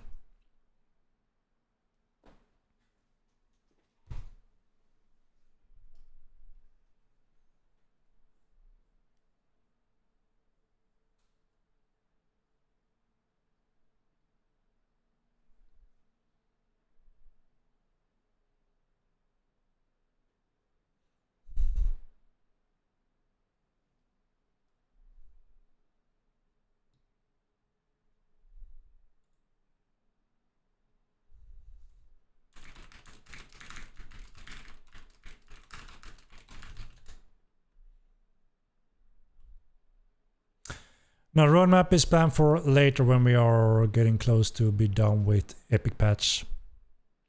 This is the PTR1 test for TC patch Nexus. So anyone that owns the game can flip to the beta branch and join in on the PTR server and test TC.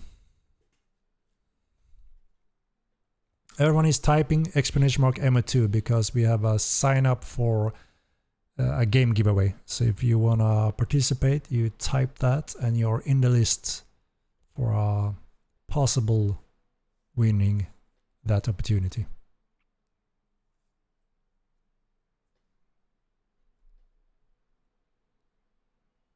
That is why.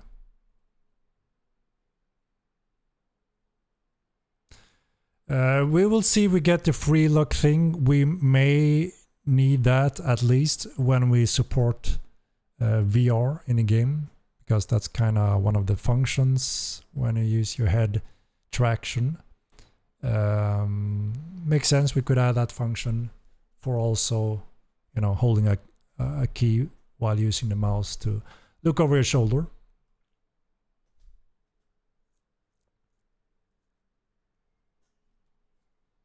Gotta spectate the battles in PTR. We are monitoring everything. Yeah, VR is planned for later. We are only server. I think VR fits the real live server Hemlocks. Why should it be only? Dedicated only.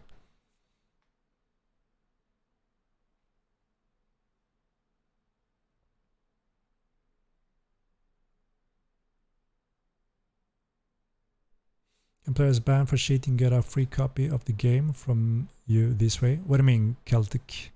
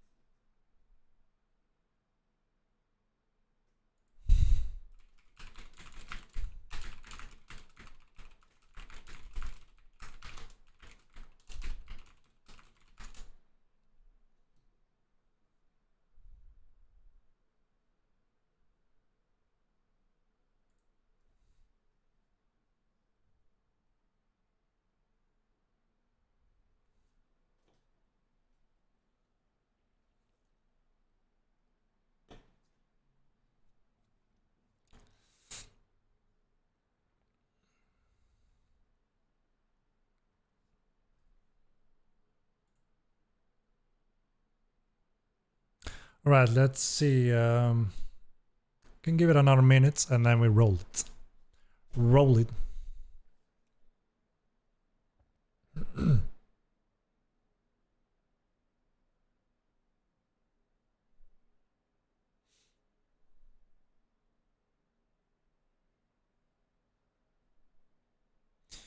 Yeah, well, 1 minute and we roll it.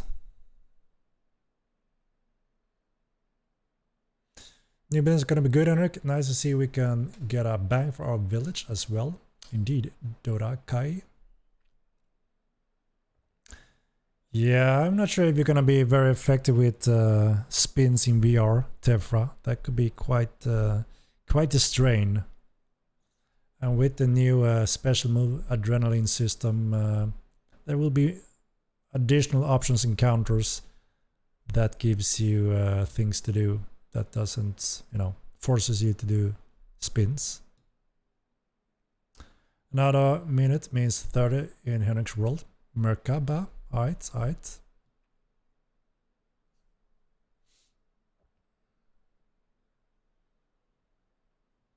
Someone's been banned for cheating. Could they win a free copies, give it away, gain access to the game again with new characters?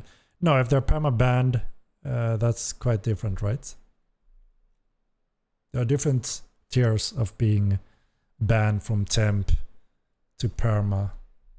So it depends on the case.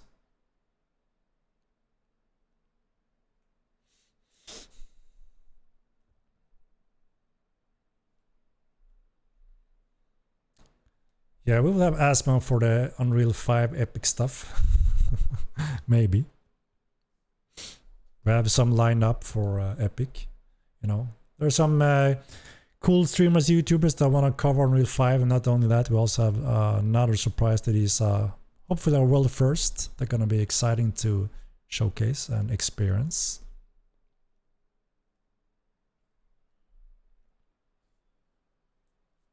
Currently it's 1-to-1, yes. Cost, however, may change when we go live.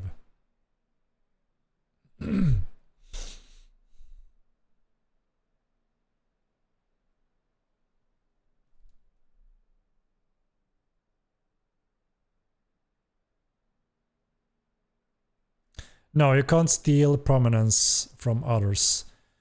When we experiment with this system, we found a lot of loopholes and abusable systems. That is why I can't just simply steal from one guild, because people are gonna utilize that in a not very good way.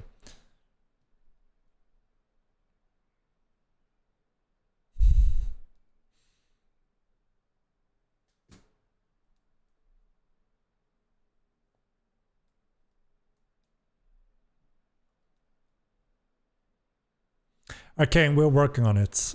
It's not a quick thing that we can reproduce and just hotfix, I'm afraid. Yeah, no, we know. We already had a chat with Asmon. He thought Mortal Line have a lot of potential, a lot of cool systems, but he don't play first-person games, which Mortal Line is. Obviously, that's where it gets difficult, right? But Lyric really enjoyed it. I don't know if you catch Lyric playing the game. He came back a few times and it was so hilarious and entertaining to see him get into the game and half RP and go crazy. And that was really, really fun to see.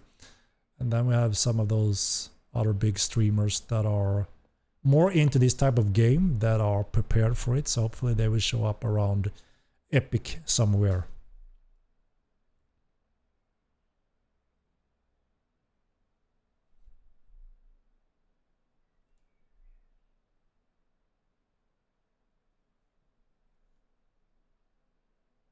Yeah, no, Asmongold tried online on the stress test. And like I said, his first requirement is third-person view games like World of Warcraft, where you can scroll out, right? You can't do that in Mortal Line, so obviously it's already going to be tough to enjoy the game then, which he said when he streamed the game.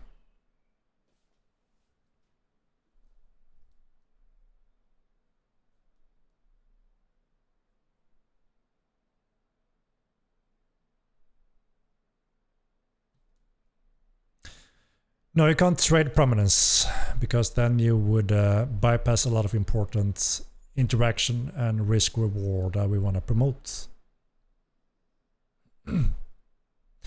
Shall we roll it then? Let's roll it. I think it's time. I mean, third person MMO would be a little bit like cheating, right? You can look through corners.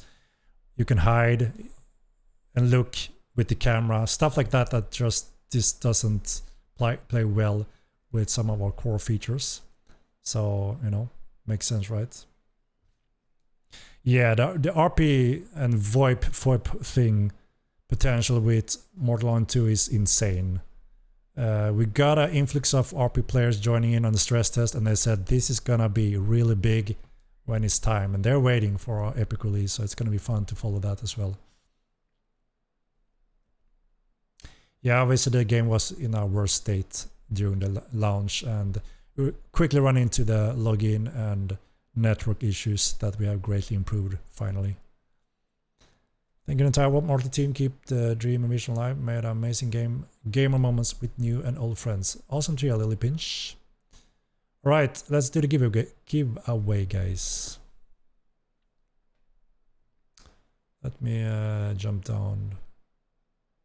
Yeah, Summit Shroud got the game during stress test, and they said they wouldn't play it when it is in a rough state, which it's been in, which, you know, we thought that was good that they actually didn't play it during that madness and chaos. So the plan is obviously when we're ready for Epic, we are reaching out again, and there's quite a few of those large ones that are ready to finally try the game and experience it as it should be experienced.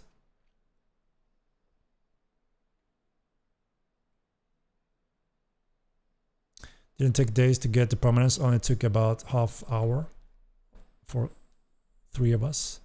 Yeah, like I said, a small group can get Prominence quickly going, and we don't have an insane cost for that now, so we can get a quick, effective test throughout everything. Right, let me scroll down, guys, and start the giveaway.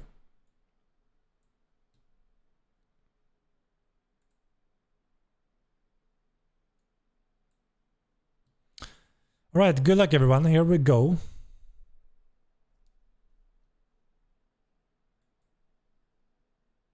Boom.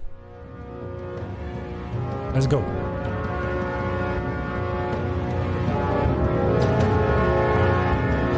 Yeah, I think it pays until Summit. It's not ready. Don't jump in. Do that. Get ready. It's around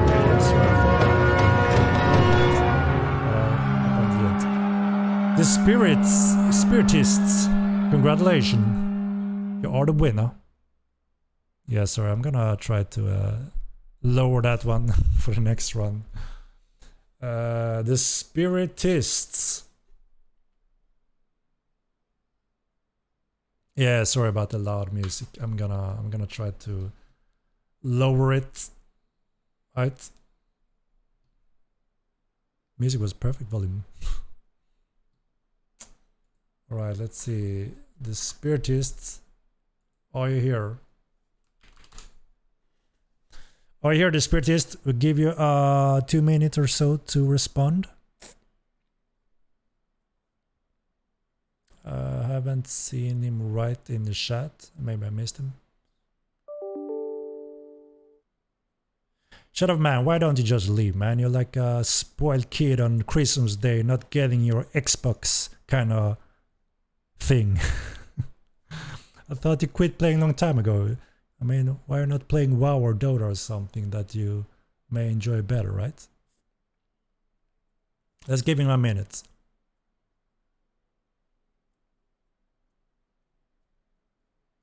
The Spiritists, are you in here? We'll get you a little moment to respond. Taking no shit. I mean, it's just ridiculous, right? I mean, it's fine. We are, you know, have some younglings in here, you know, and we can ask questions. We can act a little bit adult, and sometimes we can joke, you know, do a little bit of that, this and that, you know. There's always a line when you act like a complete retard and people are just, come on, let's get it away from here. We are serious in here. We want to enjoy the time in here. So, you know, there's always a line, and if someone can't recognize and understand that line, then, you know, get out of here, right?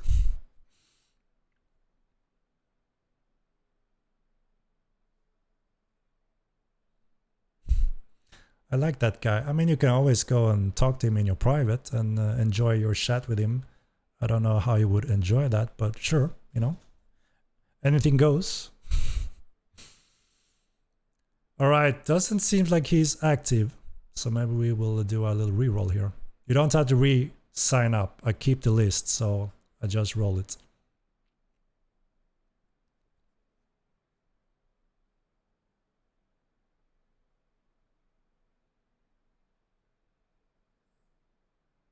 No, I didn't mean to insult with the R world. Sorry if I insulted anyone. You know, sometimes I get a little stressed and annoyed when people act like very bad people. So sorry if that was insult to anyone in here. I didn't mean that. I mean that he just completely acted like a very bad person that no one really enjoy in here. You see what I mean? There's always a line, right? Indeed, 10 out of ginger. Indeed, that's the better phrase.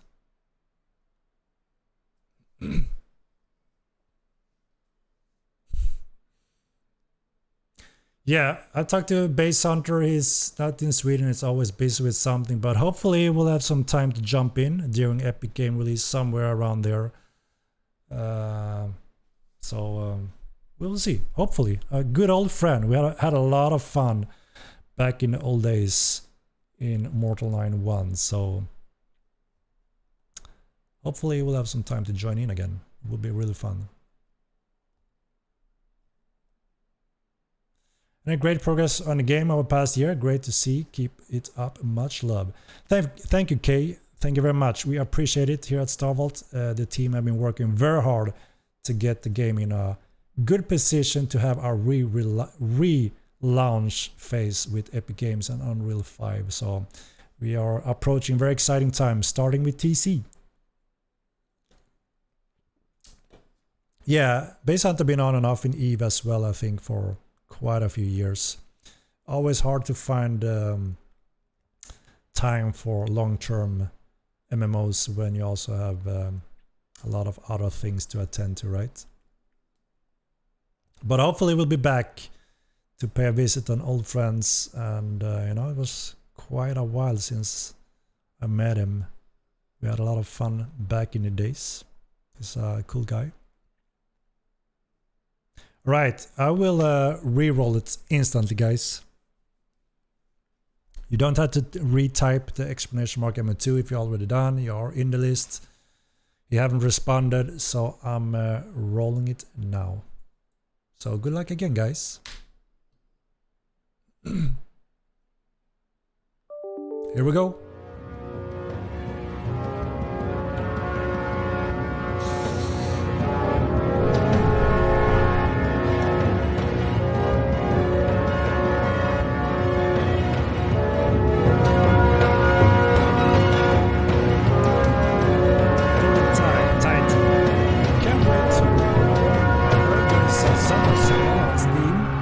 Congratulations, Ed the Dread. Are you here, Ed the Dread?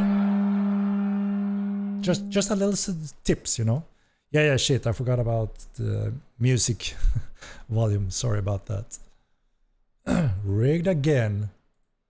Ed the Dread, are you here? Let's take a look. Ed the Dread. Is he here? Left also, eh? Let's give it a minute.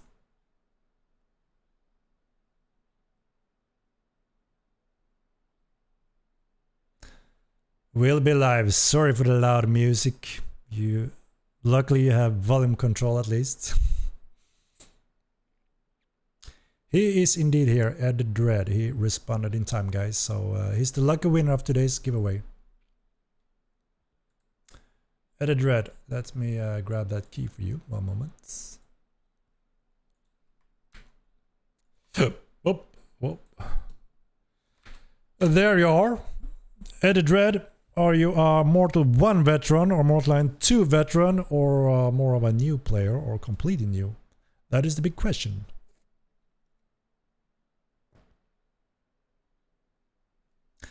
Thor the Titan, as I said when the loud music was going on. If anyone here is, you know, hesitating Want to jump on Mortal Line 2, but you know, I'm not sure. There's a summer sale. I heard it is starting tomorrow, so that's a good reminder for anyone that has been on the edge. That could be a good opportunity to join in on a possible summer sale. You know. But that's up to you, right? Sure, Eddie Dread, thank you. What did you say? How new are you to Mortal, Eddie Dread, or how old?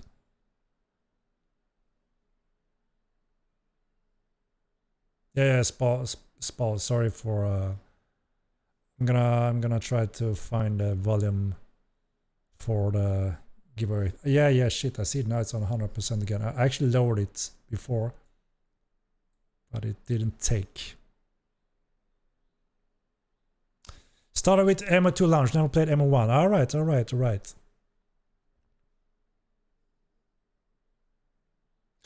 Want to bring all my friends, but they're scared of Jake.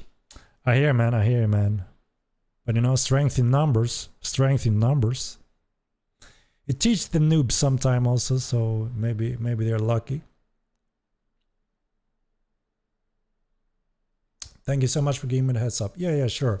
I mean, obviously it's always a little bit annoying, right? When you commit to something and then the next day there's a decent discount, a little annoying, right? So that's why I thought, you know, someone that are interested, there's a heads up for summer Steam sale. Test the sound, eh? Right, listen. Does it sound better now? Or is it too loud still?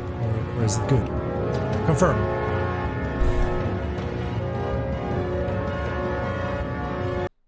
How was it? It's Jake from Austria. Don't need afraid of him. Too loud. Still, is it lower or the same?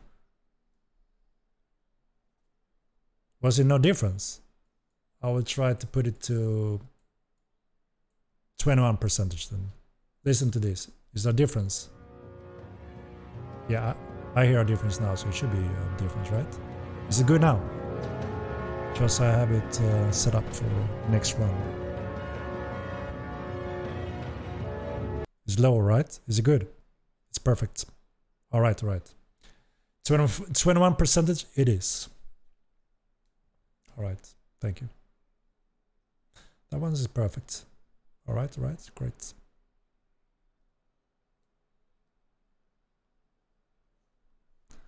Right, let's see. Right, so it looks like our guys, our staff members that are assisting and monitoring everything, managed to get the possible keep issues going. And yeah, things are progressing nicely. So now we're gonna run PTR for 3 days, and hopefully you guys will help us pinpoint bugs, issues, balances, and we are monitoring everything. You can report bugs just as usual. They will be PTR marked, labeled when we get those reports, so we can obviously identify them more efficiently. There was something with keeps, current built keeps kind of need an update for the TC construction rules, and they have been looking at how they can refresh that state to solve it. And we are seeing areas of influence is getting on the world map right now as we speak, so people are already progressing nicely, so that's nice to see.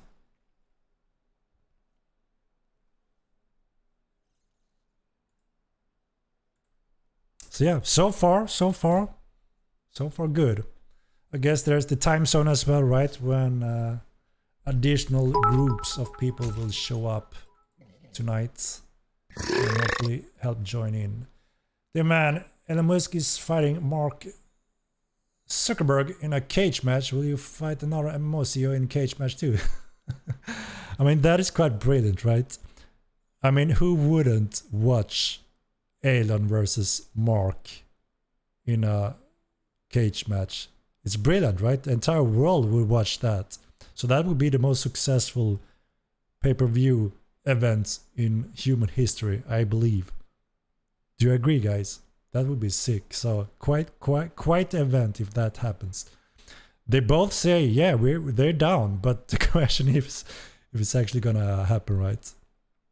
I think Suck is gonna destroy Elon Musk. I think Elon Musk is gonna win that one. He looks quite sturdy. I mean, maybe I would be down to something like that.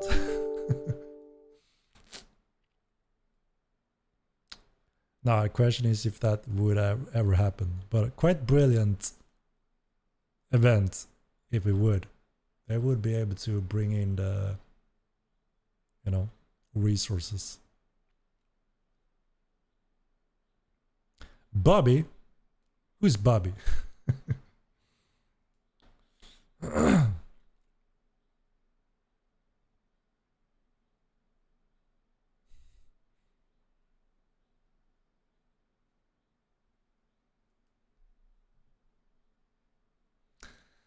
Zach has been training BGG for a few years. Okay. If he has the experience there, then yeah, of course, that's a strong component to have. if it doesn't get solved with the fists, right? Obviously, if you have experience and training in it, you have quite a lead. If the opponent doesn't, right? What about, what are those called again? Those brothers that are also doing boxing matches now with all these big names. Quite crazy what they are doing, but by Steven Sharif from Ashes of Creation. You can take him. Sure, man. I would be down. I've been training some Brazilian jiu-jitsu as well. Some judo. That takes you quite far. Just having that little edge, just bring it down to the floor and it's game over, right? Yeah, Logan and Jake Paul. So Jake Paul is fighting someone with a quite big name next, right? Blizzard CEO. I'm not sure if he would be down, Azor. I'm not sure if he would be down. Yeah, old Greg, I wasn't sure if GeForce will allow it, so yeah. Yes, you can siege in this PTR. That's one of the big components.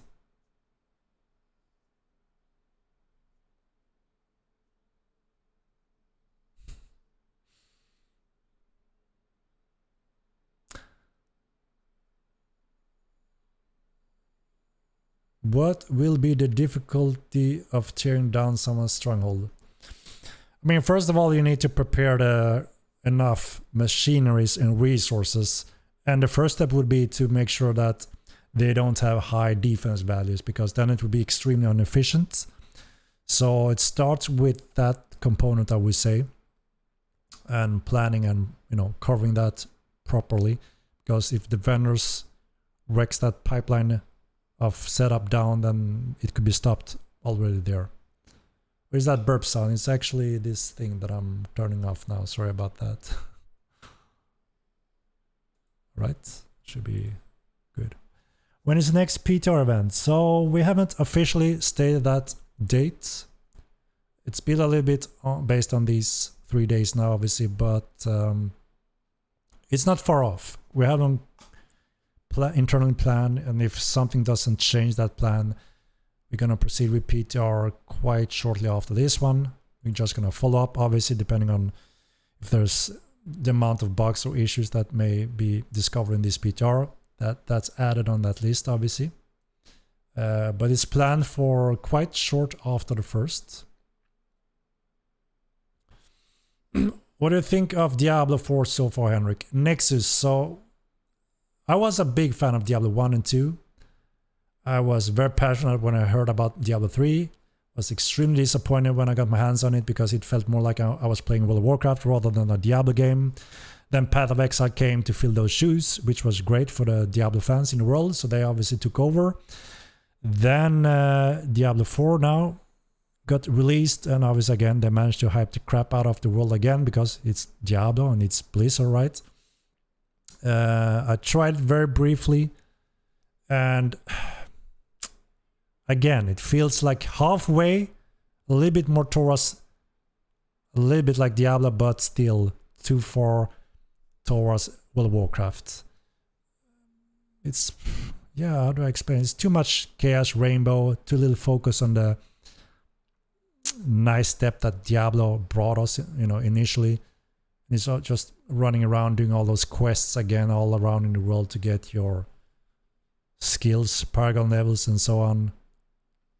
So there was something little, okay, I wanna try to enjoy a little bit here now.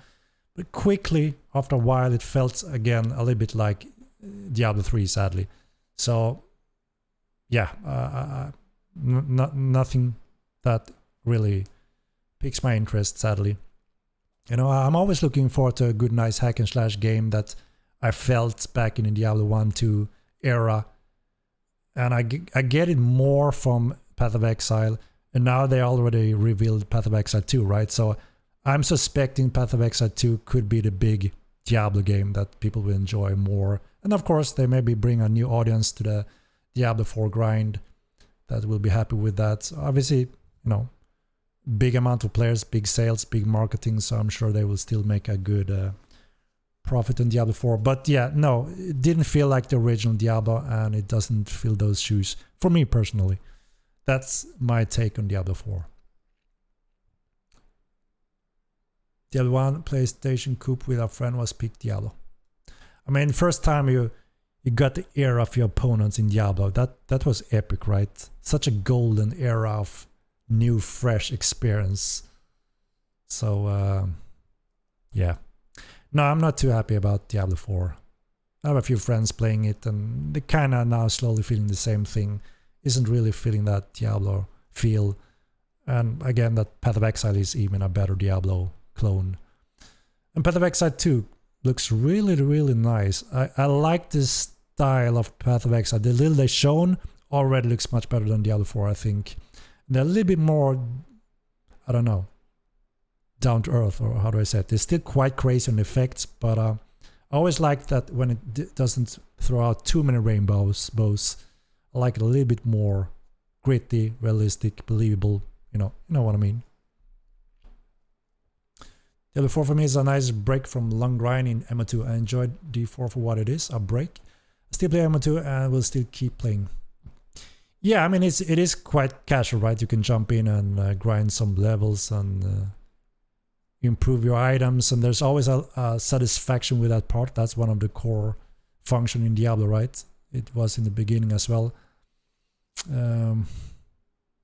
But yeah, I don't know. It's also, they made it so mainstream casual compared to Diablo. When you found items, you had to trade them, and the items was what they were. And now it's more like the item just is a pre-item that it doesn't matter what it is. It's just an icon, and it just adds to your damage. You can replace it with another weapon type, and it still acts as the same type of weapon. Do you see what I mean? It's not like you get what you get, you change what you, or change to get those differences. It's just like a art icon, and you're slowly adding numbers to your attack ratio. A little bit strange approach, I think. It moved away from Diablo original, but it's coming closer to World of Warcraft, and World of Warcraft was so successful that I kind of understand why they're trying to approach that game more, but I also at the same time cry a little bit inside because it's moved away from what made Diablo so good.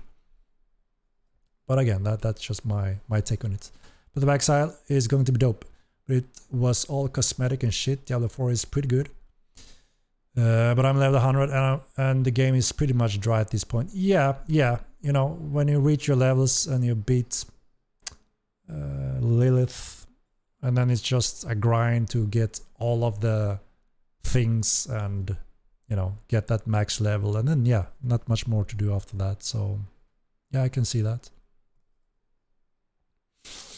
Every time my direwolf dies, I play an hour of Diablo 4.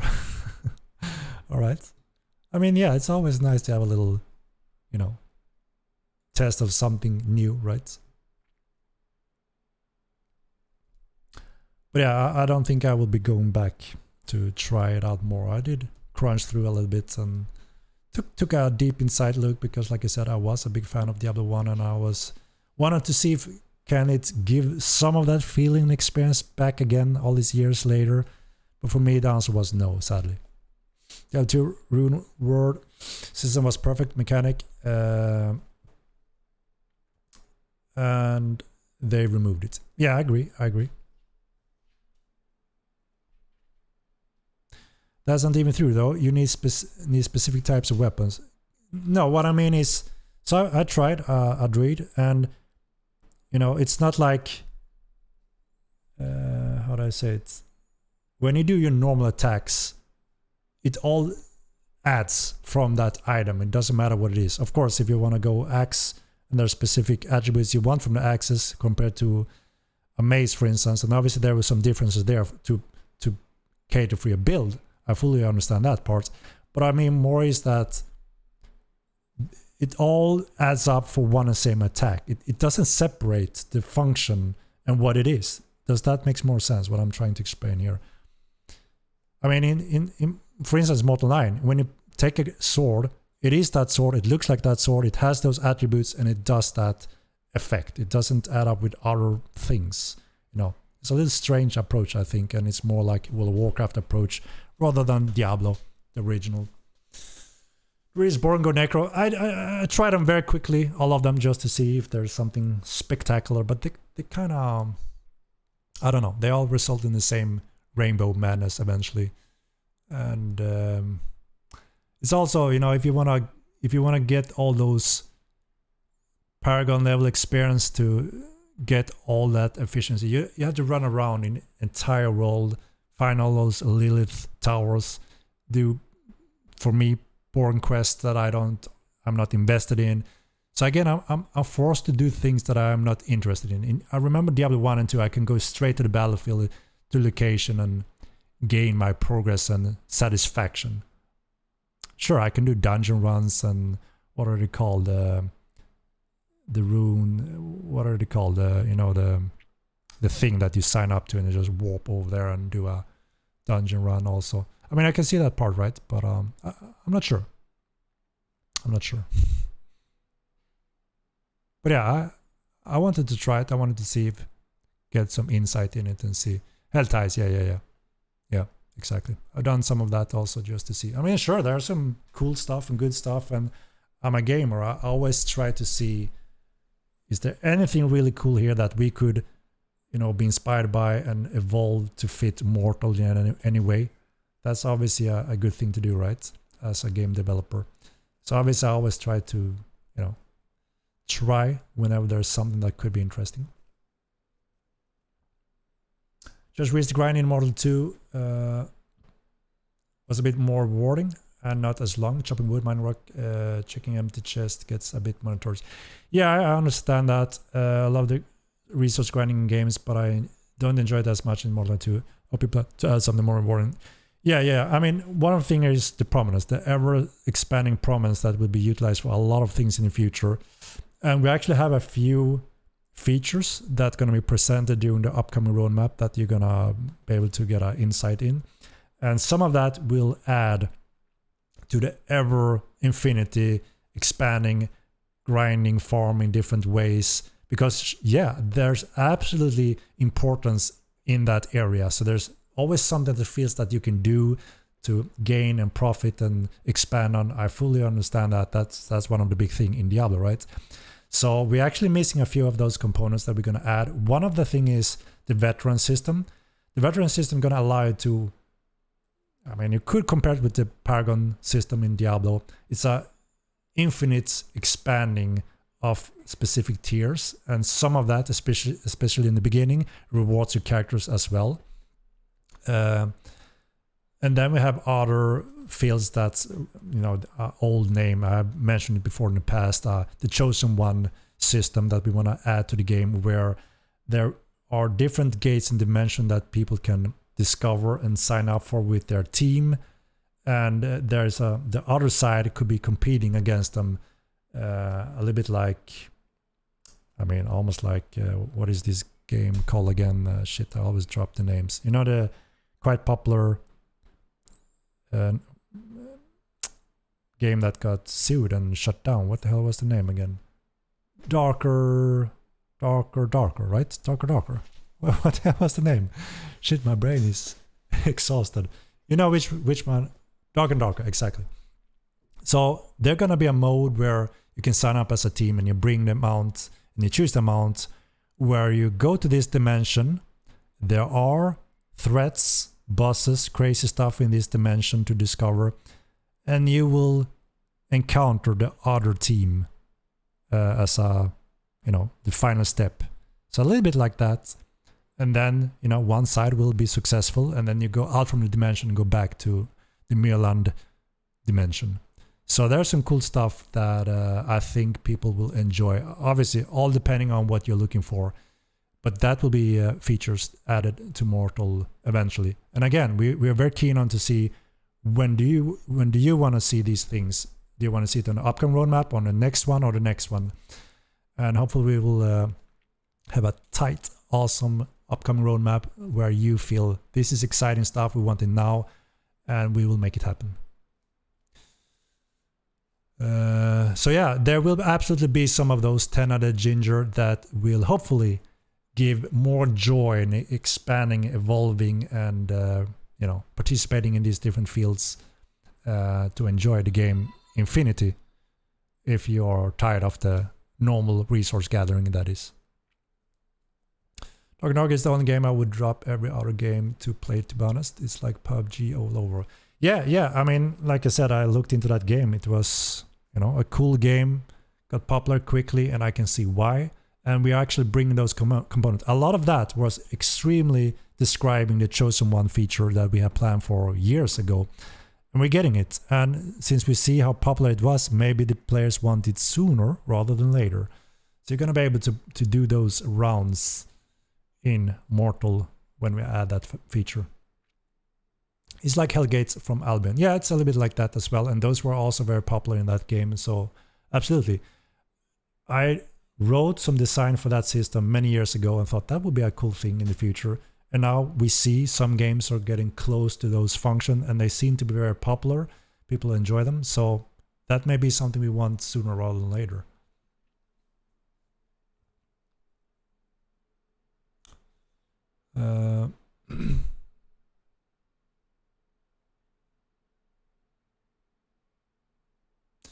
I've looked into Mountain Blade 2 Benelot's tournament system.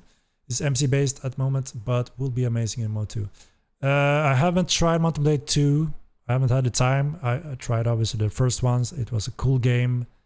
And I tried several types of those types of Mountain Blade, Chivalry, Mordhau, all of those games, right? That are a little bit similar. And they are cool in different ways, I think. I enjoyed some of them quite a bit.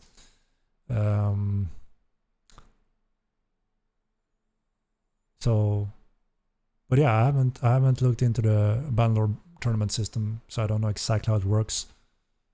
But again, we have so many features. Obviously, we have the arena, with different types of tournaments and signups, ranking system, ladder system. We have the Relic Wars. We have the Chosen One, sign up for dimensions, open the dimensions. So there's going to be a lot of different types of team, and from small group to larger groups, possibility to participate in those conflicts with different interesting rewards, obviously. Also, I don't know exactly how the Hellgates works in Albion. I just approximately have an idea of how it works. So I can't say it's going to be something very similar to it, but I heard that it's something like that.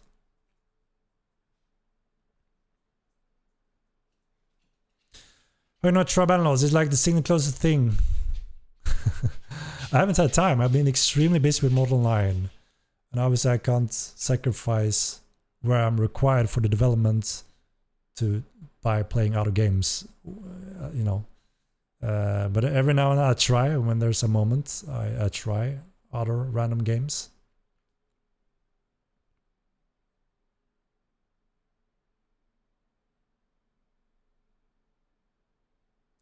Shows 0 for average.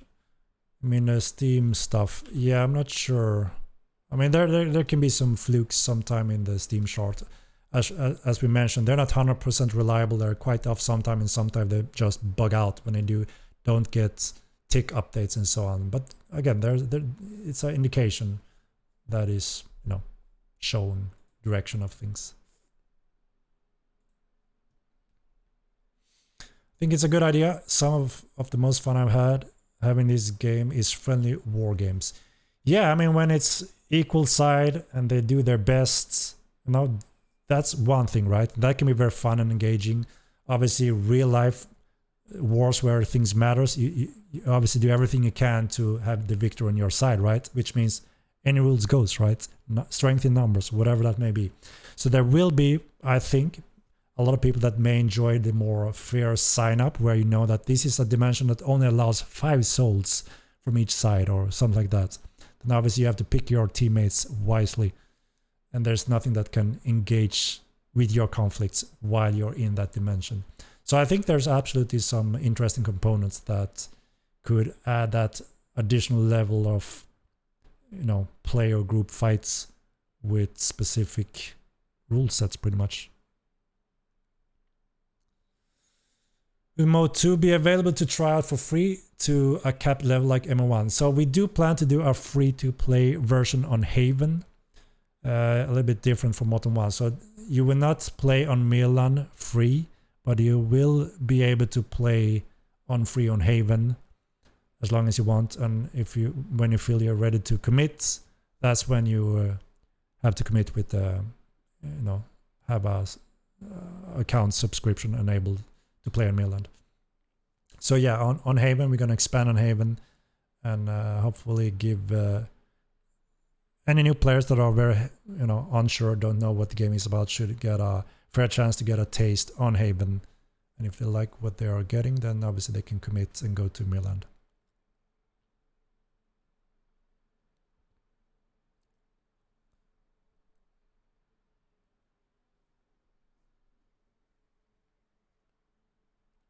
We absolutely need data on PvE and prominence farming also. We don't have the final prices on things, so things could change and go up in price. So we need measurement data and testing to make sure that TC is as solid as possible and has as good balance as possible.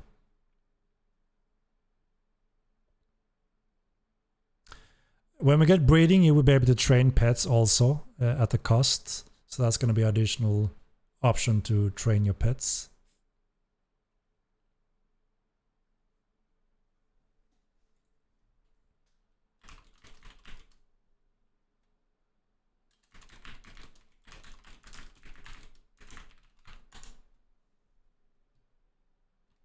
It would be cool to see some of the 0x expanded red bank vendors like Fab had in MMO1. Yeah, you know, we do have a much larger world. Some of the dungeons are larger, and some distance got changed. So, you know, but we do plan to over time add the whole underworld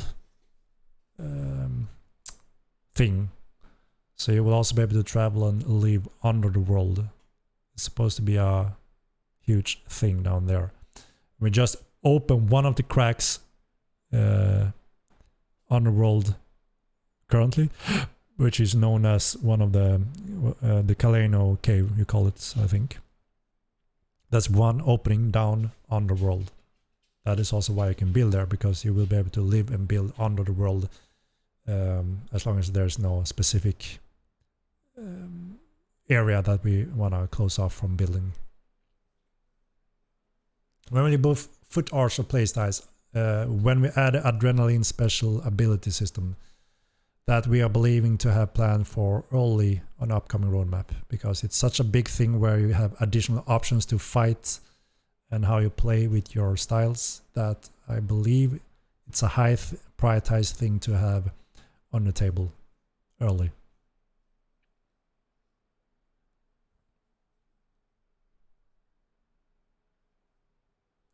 Can increase magic PvE damage to be more impactive. I feel like I'm weak.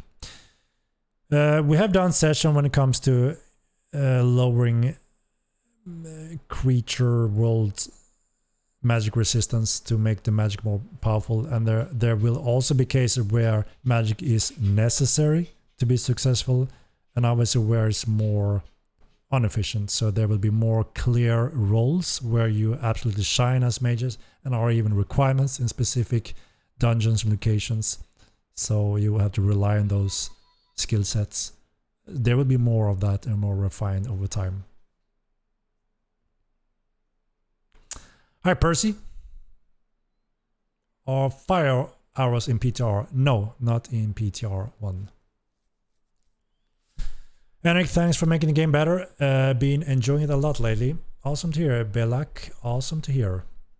The team is killing it. Any chance of some sort of collaboration with Exit Lag, since so many players need to use it? I did reach out to them, and after a while someone responded, and we kind of started a little bit of a discussion there, and then it kind of died out. I didn't get any response on some of the things, and I think they've been distracted, and it kind of died out, sadly. Because yeah, I was interested in seeing if there could be some kind of collaboration that benefits our game and our players in a good way. So yeah, that's kind of where it stands right now, unfortunately. And I haven't had the time to be too persistent on those things currently. So yeah, I'm a little bit unsure currently. We may be able to pick it up again and see what could be done. Remember, Star Wars Galaxies had cantinas you could go to get buffs from entertainers? I thought that would be a great feature for Model. Absolutely, and we're already gonna have it. So we have the taverns, right? Inns that we are slowly gonna add more and more features, table games, and all kind of things that gonna support the players to be able to play with each others. Town owners may benefit the tax from that, you know, running a kind of like a casino. And then yes, we're gonna have the bard profession and a bard instrument system that obviously ties magically into some buffs and functions and magic, but also for the show, right? Playing instruments where you can make up some cool stuff. So we have some design around it already that we plan to add. The question is when? When does the players want it? In what order of things? We have a lot of cool, exciting features. The challenge is, which one do we pick? How do we fill our future roadmap? And hopefully, thanks to you, the community, we will make those roadmaps very exciting and in a proper order. Because yeah, it's hard to pick, right? And we want to pick something from every category, from PvE, PvP, exploration, RP, and so on.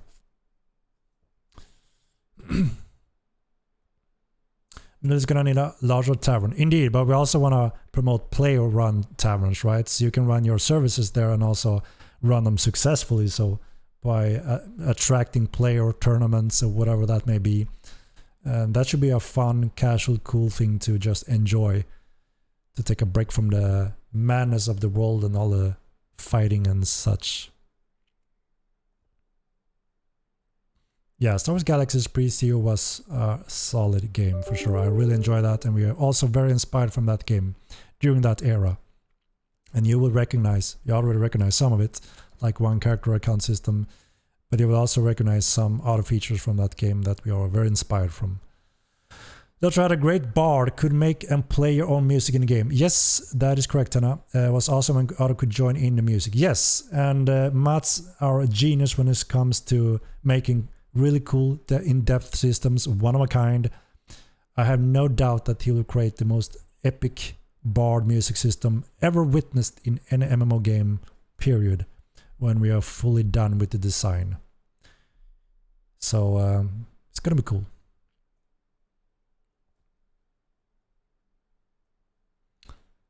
Any news on elemental pets? Not yet. We are extremely focused on TC, and the pets are coming along. So we have finalized pretty much, or getting things in place when it comes to the two other groups that I mentioned before. And the final step is the pets that we're gonna attend to afterwards. So guys, this is my favorite MMO before the combat rebalance garbage they did. Yeah, I agree. It was a very solid MMO. I enjoyed it very much. I have to say, number one for me was Ultima Line. I was born in that game pretty much since beta days. Played it for 11 years on and off. And then yeah, I played Star Wars Galaxies during that era. I had a blast in that game, and just a few other MMOs that kind of caught my attention and that I'm a little bit inspired from. EVE Online was a pretty good game as well. Yeah. Will hit scan spells get a tracer? Yes, is the quick and short answer. I think the game will benefit and feel better feedback, better what's going on with a trace feedback. We had that at one point. The problem with that was that people complained because they thought it was prioritized, so they need to be quick and specific so they don't, again, players get confused by that. But I think it will improve what's going on and the feedback response. So we will most likely add it later. Shadowbane, I tried that as well. They never released European servers, so I didn't play that too much. But it was a pretty good game. I enjoyed some of the things there. That other game as well. What the hell was it? Damn. What's happening with my brain? I just dropped the names from nowhere. Shit, what is... Yeah, I just dropped my name. I can't even... Was another MMO that I also played a little bit. But no, not Arch Age. Camelot. Played that a little bit as well. But yeah, most of my time went into Ultima Online, and then Star Wars Galaxies, EVE Online, some PlanetSide. I was quite inspired by the real-time combat that was one of a kind in PlanetSide, and that's also how we were inspired to create our real-time combat system, which is a one of a kind. That's why you don't see it in other games, but it's also a huge challenge. Dark Age of Camelot. Yeah. A good old game as well. Shadowbane was the first open world PvP game. Yeah. Well, Ultima Online was the first client-based open world PvP game, I would say. But yeah, Shadowbane not far long after. Camelite. PlanetSide 1 was so good. Yeah, I really liked it as well, until I enabled the mech wars that kind of changed the gameplay a little bit too much. So yeah, but I thought PlanetSide was really cool actually. There was a specific unique feeling when you had your base and you were standing there to take it, and then you saw on the horizon multiple ships loaded with players, enemies arrived, and just stood there and shoot out in the sky and screaming. It felt like Commando or Rambo in the movies. Gave it that rush. Was very cool, and how you got the experience as a squad leader or a single player, you know, not squad leader, I mean, and how you unlock the different powers and such. That was really cool. So I like that game quite a lot. The quick action part of it and how you the real-time combat system. So yeah, we were inspired by that and analyzed that game when we started to create our real-time combat system. Hello, Lunison. All good. All games may had large-scale player versus players on console back in the day, like PlanetSide 2. MAG, I haven't seen that one. Best games ever: Ultima Online, Darkfall Online, Immortal Online. Yeah, obviously they are very in the same category, right? Very similar mechanics. So obviously, if that is the type of game someone is looking for, there are not many more than that list. That is true. That email sound though, oh my god, I'm so used to it that I don't even think about it.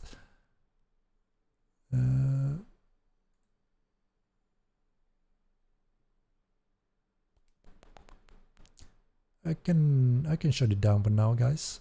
That should be better. What a troll! What am I trolling you with emails? PlanetSide is still good. Yeah, PlanetSide 2, when that came, I took a quick test and look, and the thing is, I have to say it again. Every time a golden game goes from the original build system, premium model, subscription, and then change it to a free-to-play, pay-to-win, locked content, I think the game experience gets punished hard, and I don't like it. I really like the PlanetSide level system, how you progressed. It was freaking awesome. That was all out the window in PlanetSide 2 because they made it free-to-play, because everyone went free-to-play, and they had to sacrifice so much gamer content to be successful and lock things and tie things in a negative way, that I thought that, no, it lost its soul, it lost its value, and I prefer the golden era of PlanetSide 1 way above PlanetSide 2. And so many games went the same path, I think, which made them a little bit worse.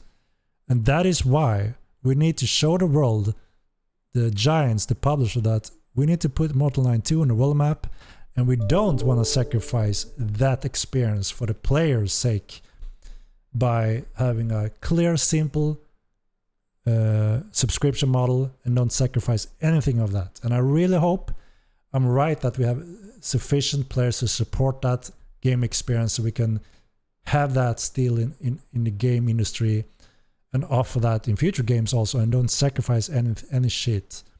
I really hope that as a gamer myself, as an MMO gamer myself, I really hope that is the case. I would much prefer those old golden models and game rewards by just paying the subscription, and I know we're all on the same path, and I get to get everything else as a reward.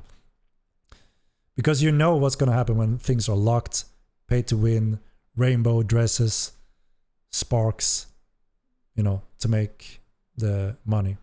So yeah. But it's tough. I mean, we see so many games went over to that model for obvious reasons, right? But I really hope that we also, with a little bit more mature player group, you know, can see the value in that, and also, you know, be able to afford to support that and, you know, enjoy the game rather than having to pay microtransaction well above $100 every month to actually be on a competitive level. It's bullshit, but you know, it's sneaky, so you don't notice it until it's too late. Henrik, base confirmed. Panda.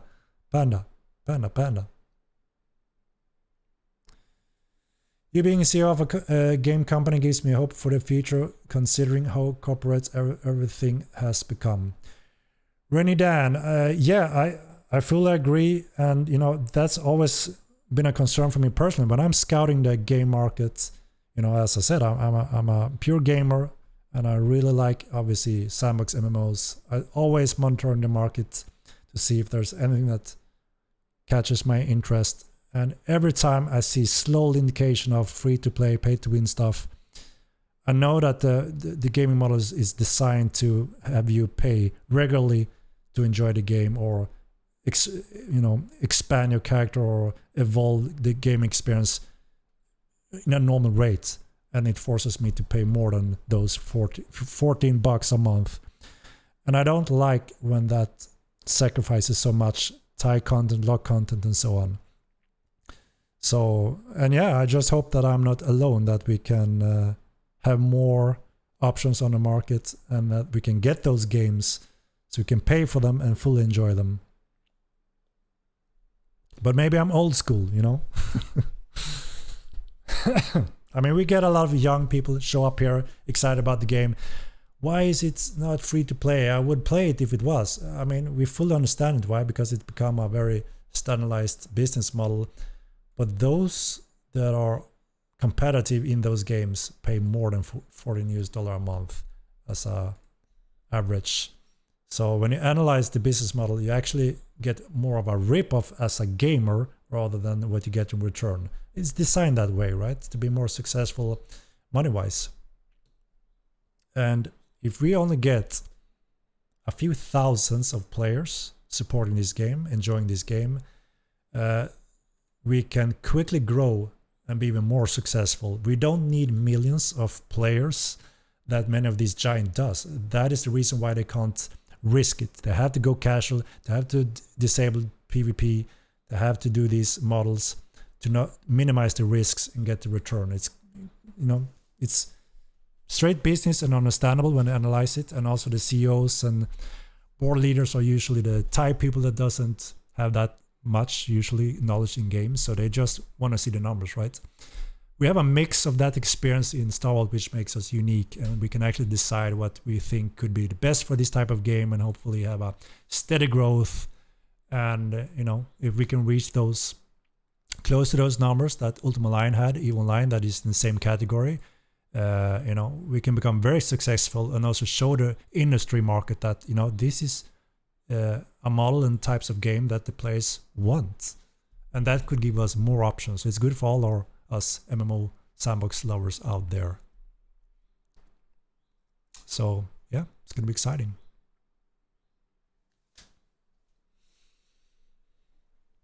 I don't think there's any question that the gaming models in 2005 were much better on the consumer end. Yeah, absolutely, absolutely. And that's what most people don't see. And also the young generation, it's so perfectly sculpted that they don't see that. They don't see the truth. And there's a reason for that, right? Can we see your dog? She's sleeping in her little doggy bed here right now. Isn't PlanetSide 2 freemium? It doesn't really have content locked behind a paywall. You pay sub limited. I mean, it is, yeah, it's a mix, right? So you still have to pay. You have to pay the premium to get normal rates. You have to pay to get the fluff and stuff. I just tested it a little bit on and off when it was new, so I don't know if things have changed. But again, as soon as I noticed that, I got a bad taste because I really enjoyed PlanetSide 1 and how that system worked, and obviously that system was completely changed to fit the free-to-play model that PlanetSide 2 approached.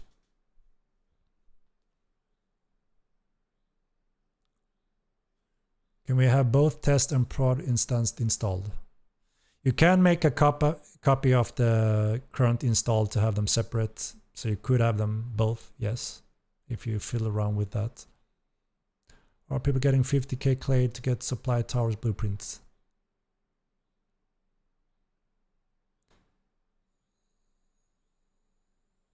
Uh, 50k? That doesn't sound right.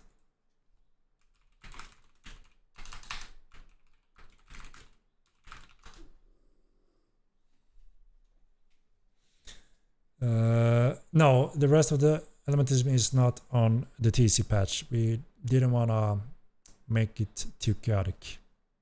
No news on thievery at this point, no.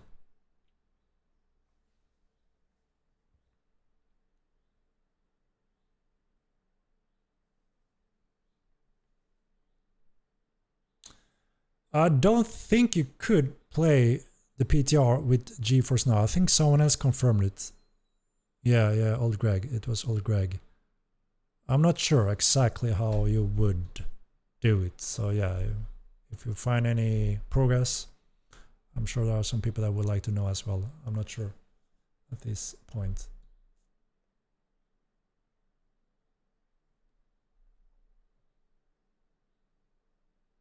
Oh my god, another one. Biothane! Yo Henrik, excited for sieging. I'm a real boy. I'm 12 months old. What? Will adding steel to siege engine make it stronger? No, it will not. Are you 12 months mortal old, or what are you saying, Biothane?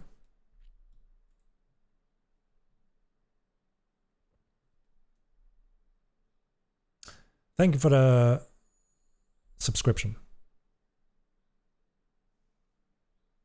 My neck is slowly crumbling when I'm streaming. My head is leaning forward to the microphone. It's a bad thing.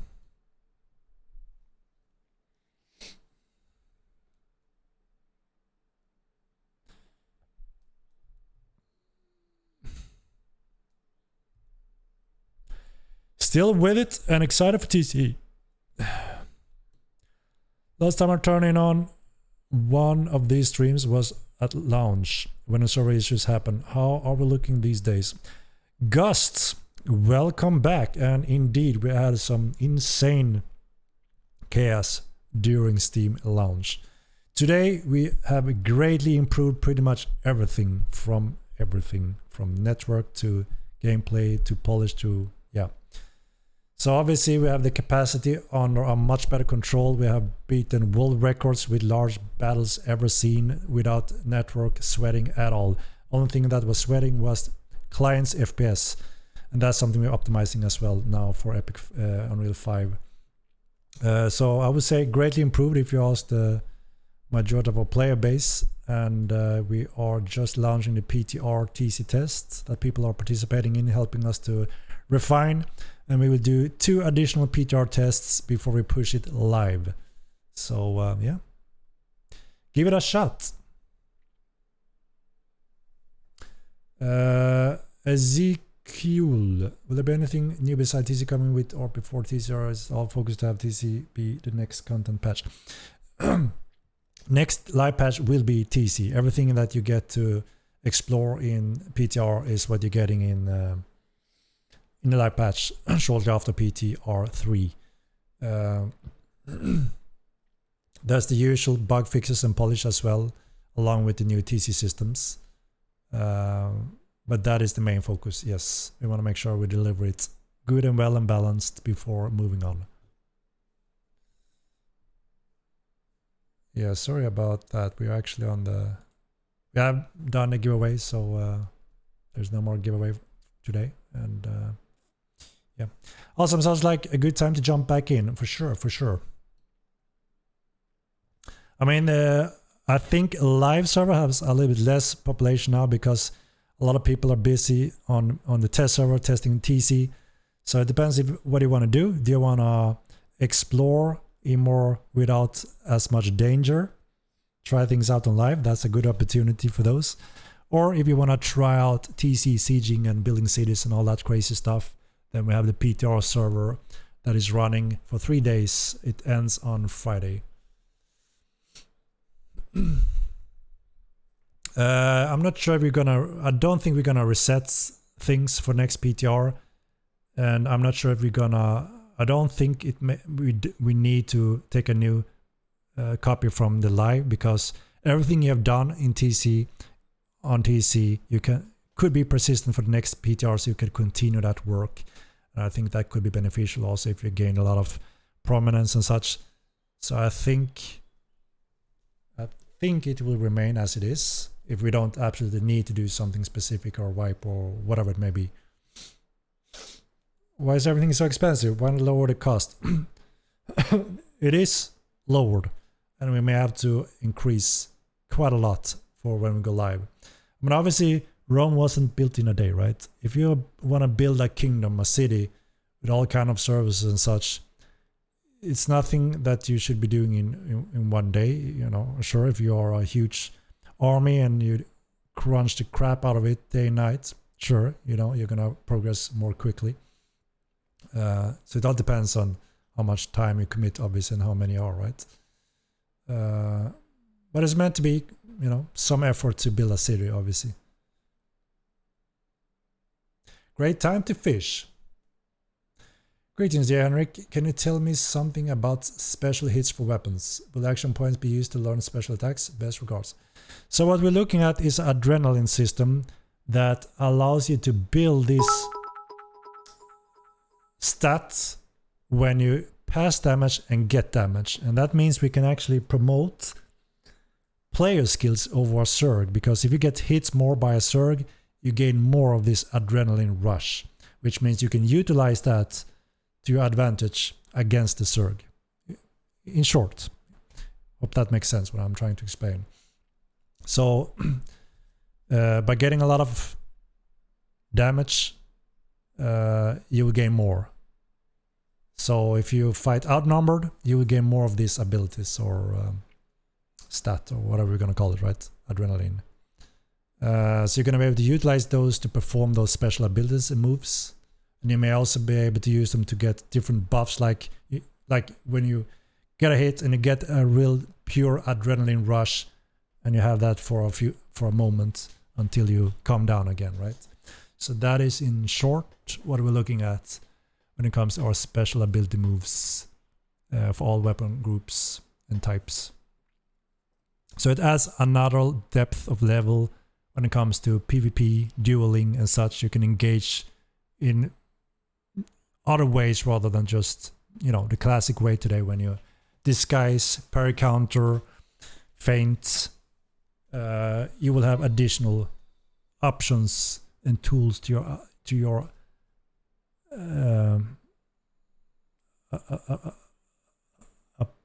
what the hell is that word? Apostle? No. It's scary. Why do I just drop words out of the blue? Disposal. Disposal. It's the stress, guys. The stress is stealing words. Disposal, I meant. New tools and weapons to your disposal. Right? You see what I mean? Arsenal could also be used, I guess. Henrik, are you stream all day? No, I don't plan to stream too long today, actually. I have a few things I need to attend to. You know, again, some CEO company workloads on my table that I need to attend to that are not 100% game related. There's always something like that also on the side that I need to attend to. That may not be the most fun, exciting stuff, but someone needs to do it, right? And I don't want to hire a CEO to do CEO work for insane amount of money when we need to spend all our money and fundings on the development to make the game as good as possible and hopefully make it as successful as possible. Take the world by storm with TC and Epic and Unreal 5, and hopefully together we are making a hell of a journey. Hoopen, you like that flip off emote, eh? I want to add a few more and the macro hotbar access to them so you can use them more efficiently. Loving this new map. I'm very happy you enjoyed, guys, and I fully agree. It looks beautiful and it brings you better details to allow you to read your environment in a much better way.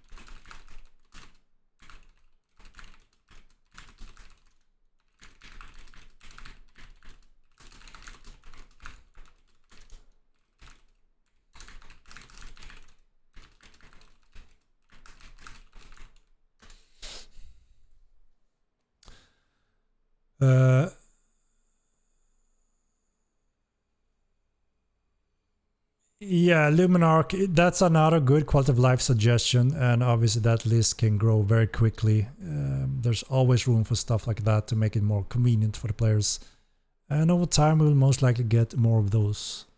It's just a matter of time and prioritized order currently. So you guys plan on doing anything with it within the test server, setting up sieges, etc.? We're just going to leaving it in the hands of the community. So this first PTR, we're going to leave it in your hands because now you are going through pretty much everything, and that already gives us really good data and feedback and reports that make sure that, you know, the core system or everything works as intended. And we will get all that data. Usually takes 2 days for people to really get deep into everything. And we will analyze, go through all that and plan the PTR2 to have that as covered as possible. The third PTR, so the second PTR is also when we plan to enable the final network optimization step system, which means the third PTR, when we have gone through all that and tested that, make sure everything works, we plan to market the PTR3 as similar to the stress test we did before launch earlier. That was extremely successful. The entire world, or a lot of people, got to hear Modline 2 for the first time ever. Since launch, we went to the shadows to work on the game, improve the game, and make sure that our re-release, the launch of Epic Games on Unreal 5, becomes much more successful and re-invite all those people that have their eyes on Mortal Online.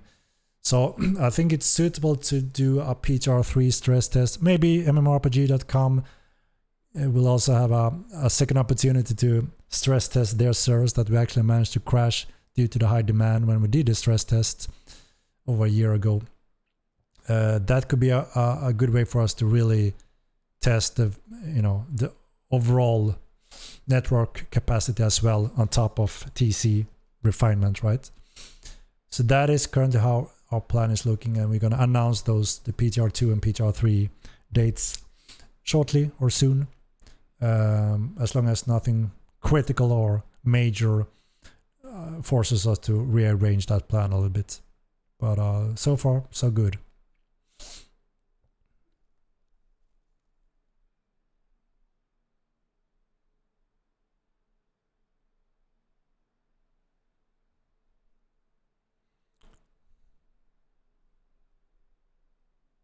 Seems like we're still circling the same issue since a year at least. That is a huge insult, or you are completely blind for what we have done.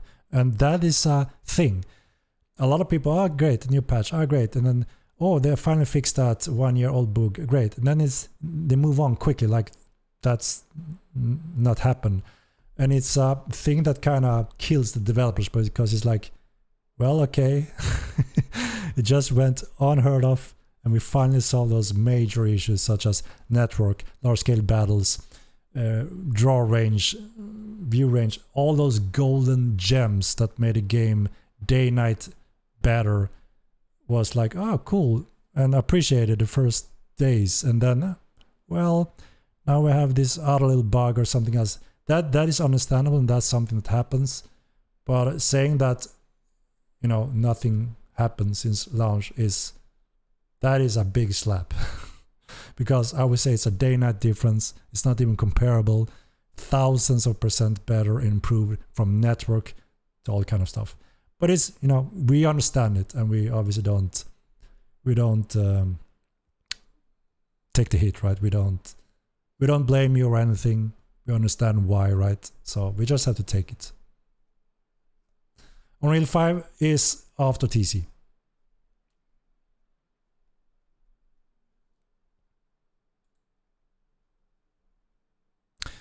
There are some things we're already discovering now with feedback and numbers that we're gonna change for PTR2. So there's some really good things. Glad you don't blame us. No, I meant more like when someone's saying nothing happens in release, it's a big slap. But at the same time, we can understand why someone would claim it, even though the facts are on the Steam patch list. I mean, you can't not see the 90% focus of bug fixing and polishing and rebuilding of the network system. But yeah, you see what I mean. Find MMO2 pretty enjoyable. Spend 2k hours playing and ready to spend more. Bax Bunny, that is awesome to hear. Can we get a small update? It's almost 2 months with no update on live. So we can't, right? TC is a big chapter on core components that ties to so many things that we can't just lift small things. It would be very inefficient for us. So that is why we want to be efficient during the PTR. We want to make sure we get everything in place, everything confirmed, and then deliver it so we can move on. MMO2 has the fastest and some of the only in-game gyms at this point. Oh. Too much prom required for these tests. Some of the things we see that there's some luck for some things that we could have changed or will change, and we're looking into that as well. But again, we do want to also get some kind of real scenario feedback, evaluation, and test data. So one of these PTRs, we still need some of that, and we're getting a lot of that right now. For Unreal 5 will launch with multiple servers for starter instances. Queues will kill the game again. We're gonna have a plan ready already for possible queue invasion bosses, right? We fully understand that obviously we cannot have the same kind of queue issues this time around, so we are preparing for that. We also need some specific data that we are collecting during PTR2 when it comes to network.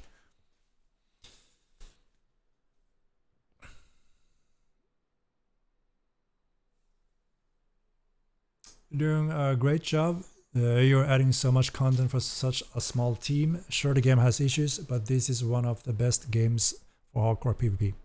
Thank you very much. Thank you. And yeah, absolutely true. We are still a very small team, so we need to prioritize our work hours and man hours. But yeah, I'm very proud of the team. I think we're gone a very long way. And we're getting there. TC and Epic is gonna do it.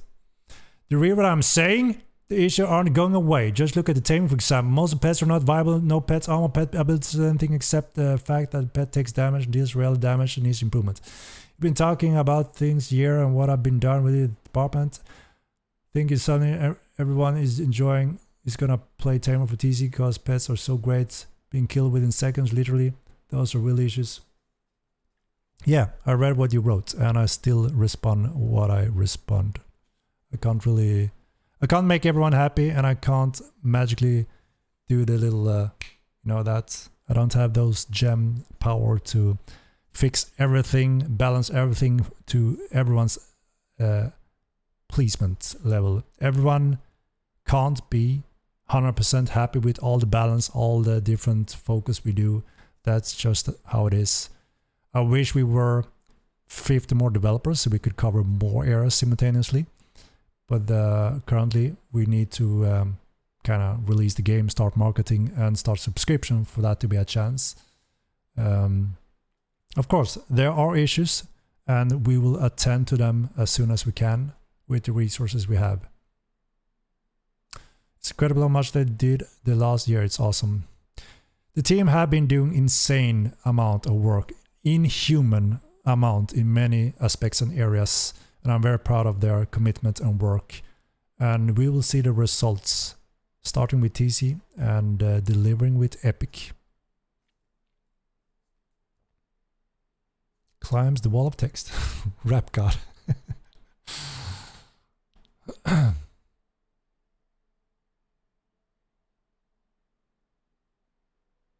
Now, we do have a very rare opportunity to relaunch the game on Epic Games. We didn't rush out there, which was good, obviously.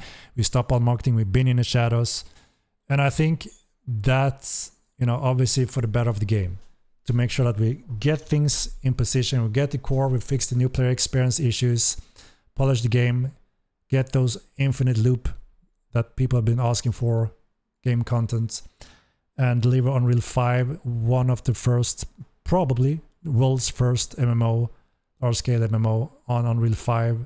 So we are in a very, rare and one-of-a-kind opportunity where we have this great second chance to put the game on the world map, re-invite those giants that have their eyes on the game, been following the game, and want to jump on the game when we release the game on Epic Games.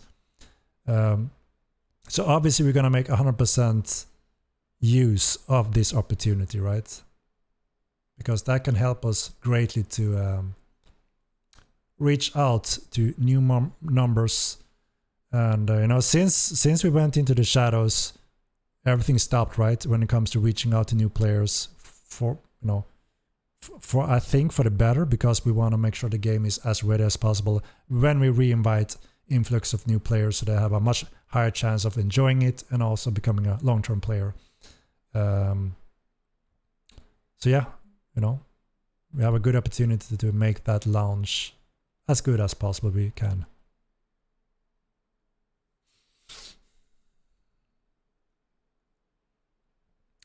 Red Murders, so we are working on the criminal system for Epic Game Patch, and you will see a big update to the Crim Nation task system, which includes long-term murders will be visible in specific ways. So yeah, we are trying to make a step improvement in this based on the first game and a lot based on the feedback that we have experienced throughout currently. This is the best game today in my opinion. Ed, we're very happy to hear it, and it will become very much better with TC and Epic Games. But yeah, that's awesome to hear. Game is too hard to attract new players, to be honest. I'm not talking about PvP, but PvE.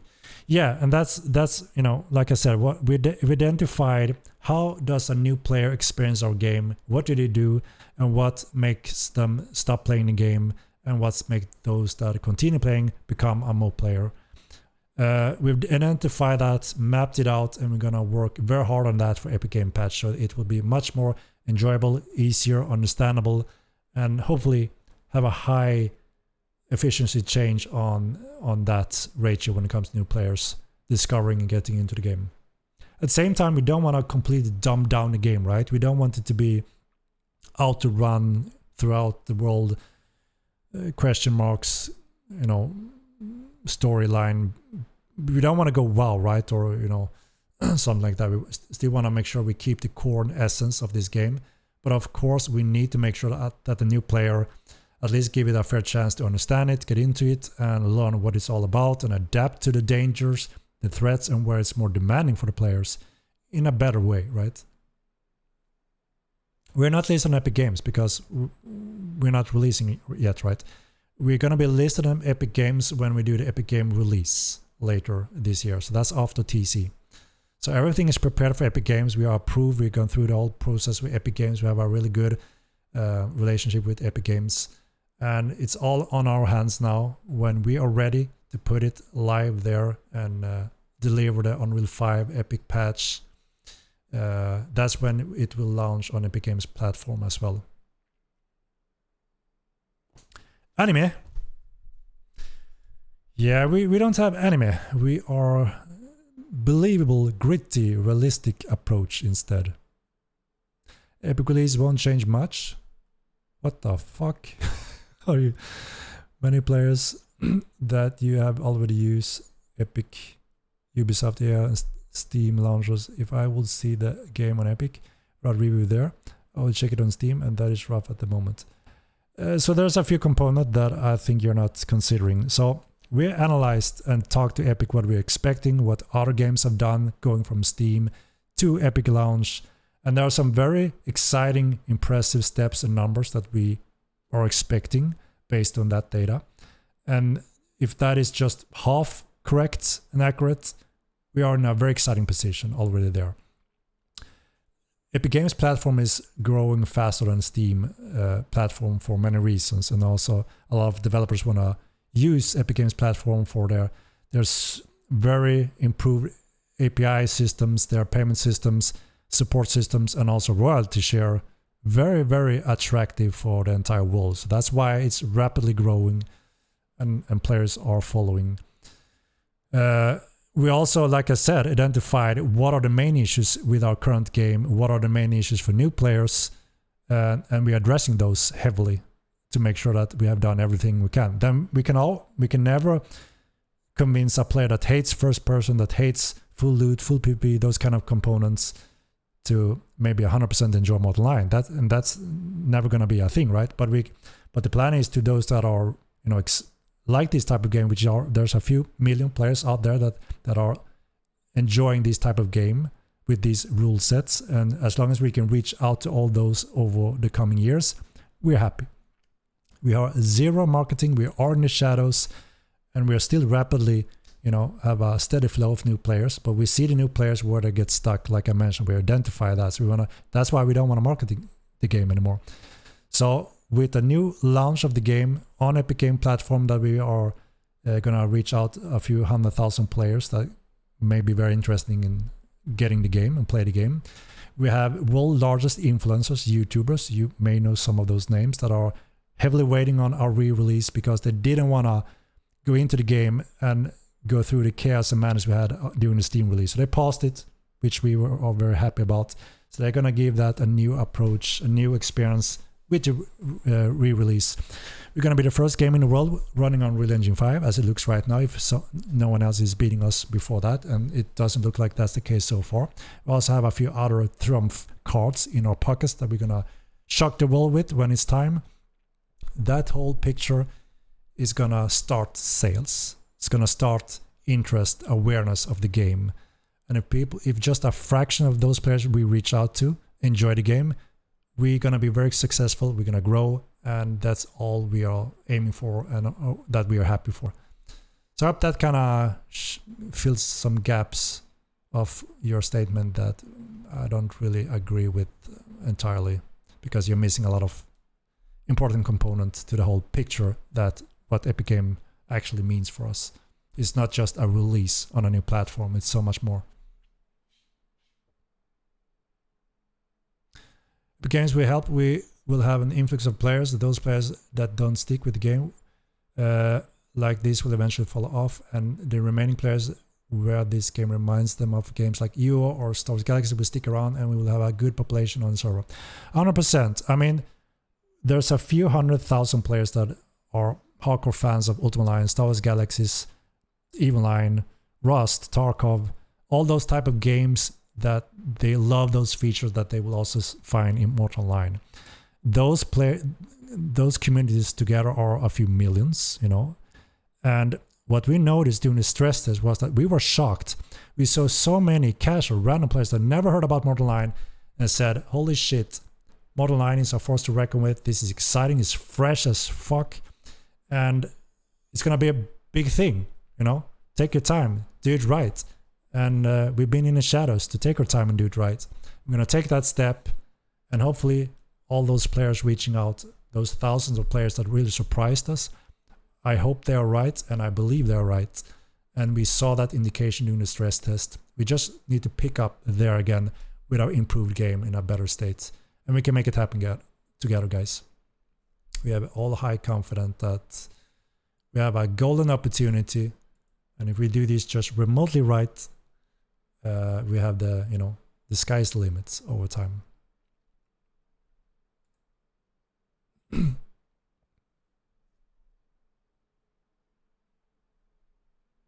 And caught some sun, did I? I calibrated my camera a little bit to not look orange, at least. Good job, Henrik. Keep up the good work. You are right. No need to change the path, just improve and add features. Thank you.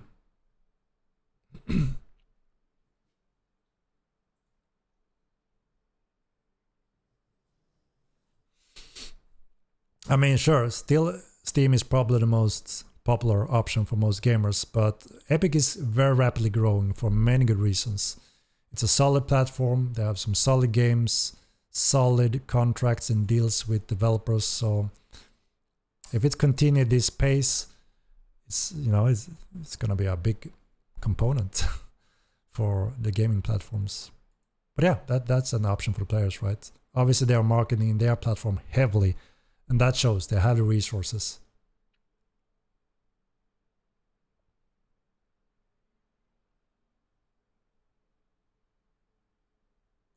Here's Lord TV. Are you crazy right now? If any of you believe that PTR is running as intended,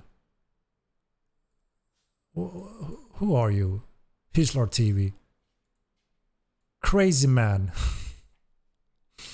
You know nothing because you can't see what's going on. I'm monitoring it with the team so far, and things are very exciting, and we are already getting a lot of valuable data, which was the purpose of the PTR, right? Talking like you're a developer with insight and have no clue what the hell is going on, boy. No, I'm just kidding with you.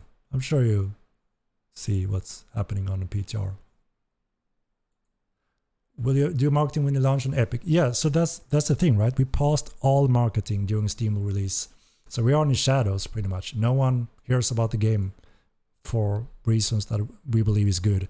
And we're gonna start and pick up all the marketing again when we do the Epic patch and Epic launch. Like I said, we have big influencers, YouTubers ready for also pick up the game and do their thing. And a lot of them are really enjoying the game, excited about the game, and looking forward to the Epic launch. PAX Day, I think it's a few years off, right? You know, they showed some graphics, and I think that's it. But it looks cool, right?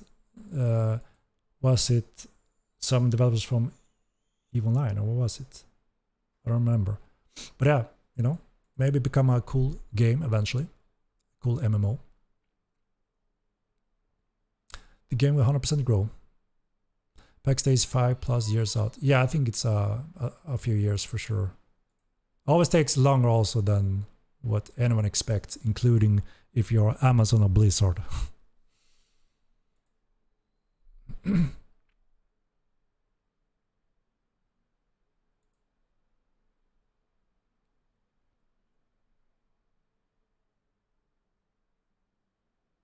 The player base will remain the same. No, it will grow heavily. I can say that already. We have already some cases that Epic share with us what we can expect. Obviously, plus or minus those expectations.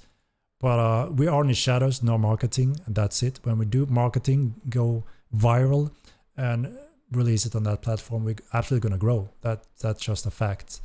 So, I mean, we're already growing when we do summer sales or Steam sales without doing anything when it comes to marketing. So, you know, marketing is a big thing. If you don't know about the game or see the game, you're not going to buy it, right? And we paused that. If you saw what happened during the stress tests, that was insane. That blown our mind away. We didn't think so many will appreciate the game and be excited for the game. But that shows the strength of awareness, right? And we're going to pick that up again with Epic Game Release. So yeah, the big launch is going to be with Epic Game Release. That's when we hit the guns. I forgot Life is Feudal. I forgot about that game indeed.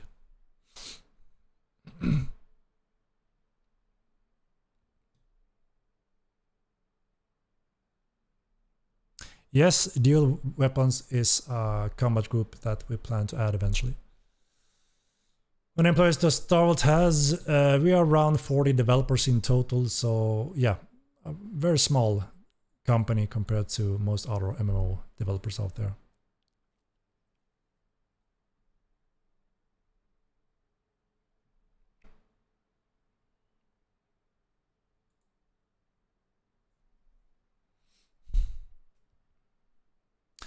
Epic is growing because it's owned by Tencent. Let's be real.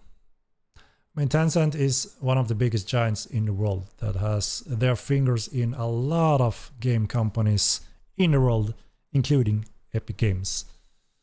So yeah, obviously they have resources, and when they have investment and ownership in many of those giants, and you know, they also benefit from those profits. So yeah.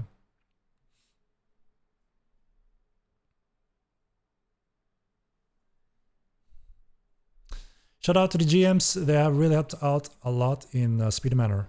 I can only imagine how terrible it would be without them. Yeah, and we're also building a lot of more efficient tools for the GMs so they can even better help the players. That is very important. Yeah, there's no point in marketing the game right now to push for Epic Game makes 100% sense. People who don't get there, I don't know what to say. Yeah. I mean, obviously, we need to make sure that we can continue to develop the game, right? But yeah, it's a double-edged, right? At one time, obviously, we're happy when we see new players finding the game, enjoying the game. At the same time, we don't want to burn too many that are more sensitive to accept the game, right? Due to bugs or some unpolished areas or lacking of some of these, you know, features that they may want to have. So that's why we decided we won't spend anything on marketing or awareness or anything, pretty much, until we have delivered those components that we know going to affect a new players to the positive way.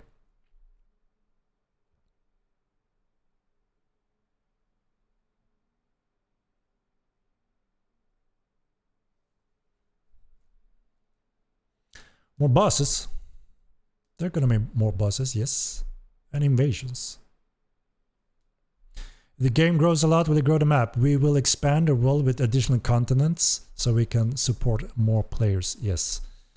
I mean, already now, without TC, there's thousands of houses occupying the world. Obviously, with TC, we're going to occupy more, right? People are going to live more out, build their own cities, spread out. And obviously, if it just grows with a few more thousand players, active players, very quickly, we're gonna run out of space, which means we need more continents. I'm Quen Cone Hesloch, and I must be crazy to play and stick with sandbox full loot or be. Don't pretend you aren't. Why would you be crazy to enjoy a wonderful, unique game that so many got introduced to back in '97 with Ultima Line? It's completely pure natural for everyone that started playing MMOs back then, right? It's just awful that so many got ruined by theme park games that doesn't get to experience the real deal. But they are finding their way to Mortal Online, and we saw that during the stress test. Hey man, I never heard about Mortal Online. Why are you not marketing the game? I'm coming from World of Warcraft, and I was doing this. World of Warcraft, you're not gonna survive here. And bam! They freaking survived and enjoyed the game. They're ready for you know, using their brain and skills. And that's a refreshing thing to experience and see and witness, because we didn't expect that many would embrace it. And when we saw the stress test, that holy shit, the majority is overwhelmingly positive with the game, that kind of sealed the deal for us that, all right, now we just need to do this correctly and then open up the gate again, and it's gonna be exciting.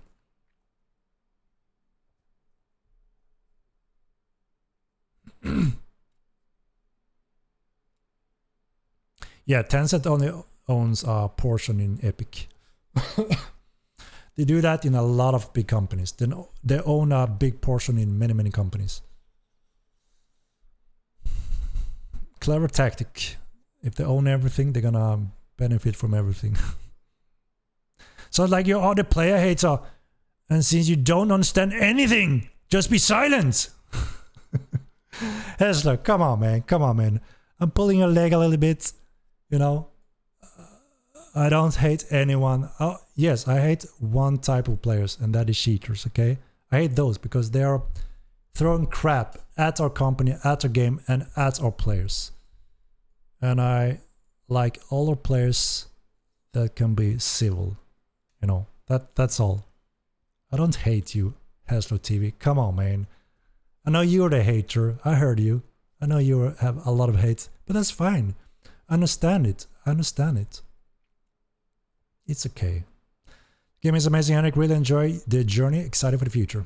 Thank you very much. True. Ew, theme park. I'm dumb and I have no skills. Can I play Mortal 2? You can, Lord Lops. That's what I'm saying. People been too spoiled about the holding hand in World of Warcraft, and that's fine, right? But now people want to let go of that hand a little bit, and you can get that refreshing experience in Mortal Online 2. So go at it, man. Just don't be too afraid when you die and lose, because you're gonna do that. Embrace it and learn from it and become better. That's how you do it in Mortal. Feels amazing when you learn the map and you know the map, its actual skills. 100%. That's a big thing. Navigators in the world, that's a big component. And it got Dame!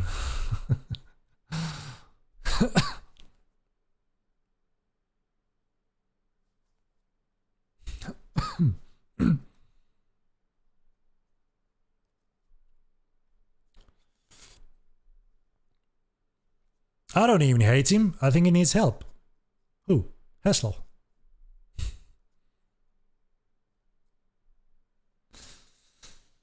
MMO2 is good, but it needs territory control and sieging to be great. And that is what we are deploying. Starting with PTR, going through PTR, and then patching it. See, I'm bullying the god of Darkfall. What is this? Who am I bullying, man? Crank is like a budget Ogmir. Not even smart enough to troll properly. Come on, guys. Let's not hit each other's too much in here. Mortal 2 is the game I'm pretty sure most of us MMO nerds have been waiting for our whole lives.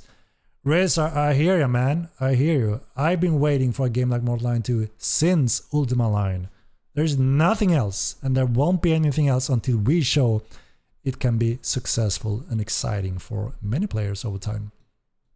And we're doing it. We're making it happening with Epic Games, guys.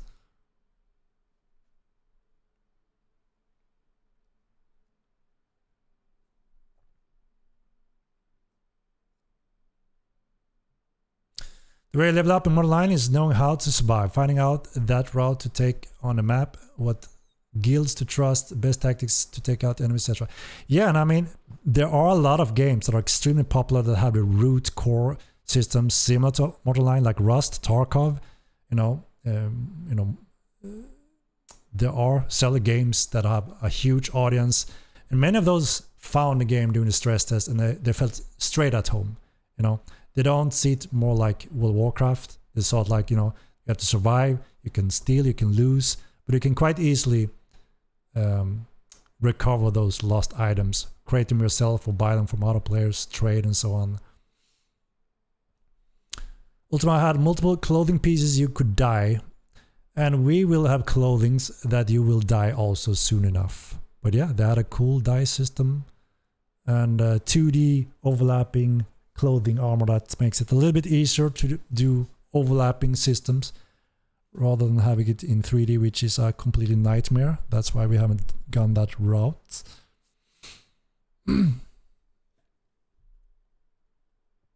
Well, yeah, Ultima Online was a very amazing MMO game. That's why we were so heavily inspired by that game. I played a ton of MMOs, but none have scratched the itch like Modern Line 2. It's even better, but I have taken a break till TC. TC will complete it for me. Yeah, I mean, obviously a lot of players, a lot of veterans have been waiting for TC for a long time now. And a lot of the groups and guilds have actually been past playing the game entirely and just waiting on TC. So yeah, TC is a big component for a lot of players.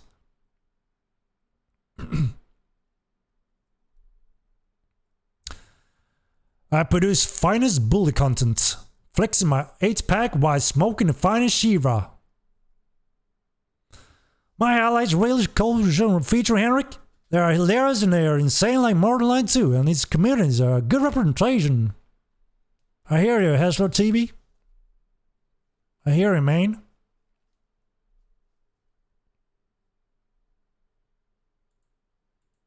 TC is coming, so be careful of who you're making as an enemy, right? TC is coming, and winter is coming.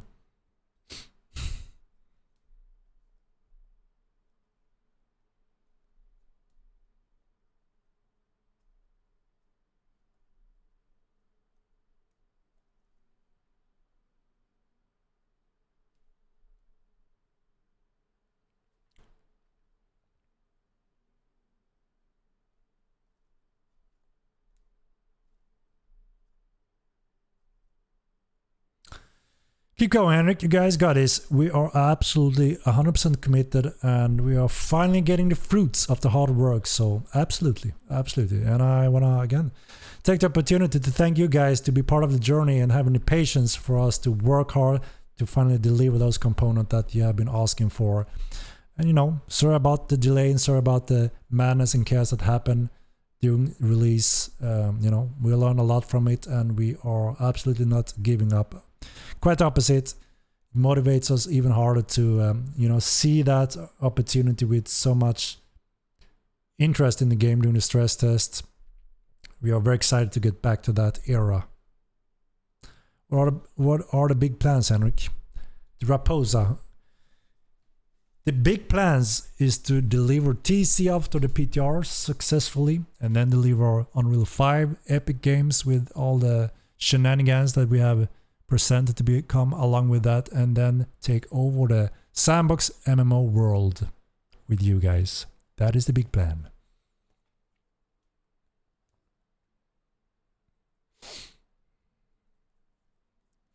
I don't care about TC, I just want more quality of life stuff, more PvE counters, less bugs in games. TC is on the for the biggest skills. Yeah, absolutely, and that is, very important. We are polishing and bug fixing the game. We are adding quality of life as much as we can, also in a certain prioritized order. And yeah, with the Epic Game patch, we also deploy a few thousands of new encounters for you to explore the world with more interactions. Absolutely. Let's do it! Every man hero, indeed.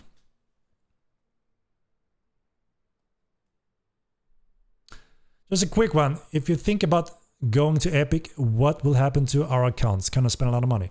So we're gonna remain on Steam also, so you can just continue just as you are. You don't have to consider anything on your end. There's just additional option now to get the game from Epic Games platform, and we can utilize some of their features, marketing opportunities as well. That will just bring us more interest, awareness, and players into the game. So you don't have to worry about anything changing, really, if you already are happy playing from Steam.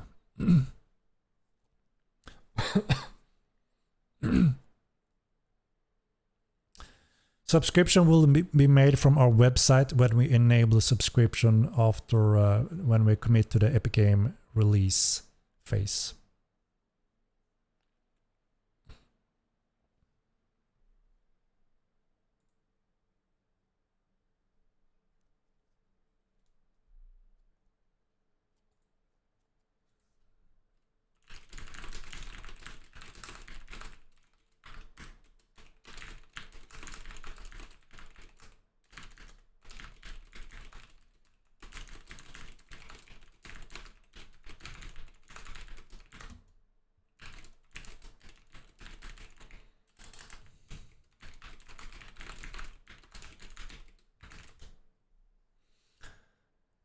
And give us sailing, please. Yours truly. A sailor, most likely. Panda. We are getting sailing, the ship system, and it's going to be presented in our upcoming roadmap community interaction. So depending on how the community are looking at those specific options, it may be placed based on that, right? So you're in charge for the upcoming roadmap, pretty much, based on our options we present to you.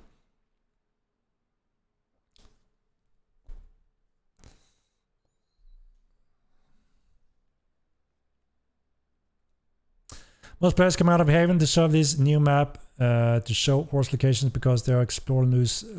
Yeah. So we have monitor exactly what happens to a new player going from Haven to Midland and where they go, what pushes them out from the game, and we're heavily modifying that experience for the Epic patch for obvious very important reasons, right? We want to increase the stay ratio tenfold from any new player that don't have a clue what Modern Line has to offer.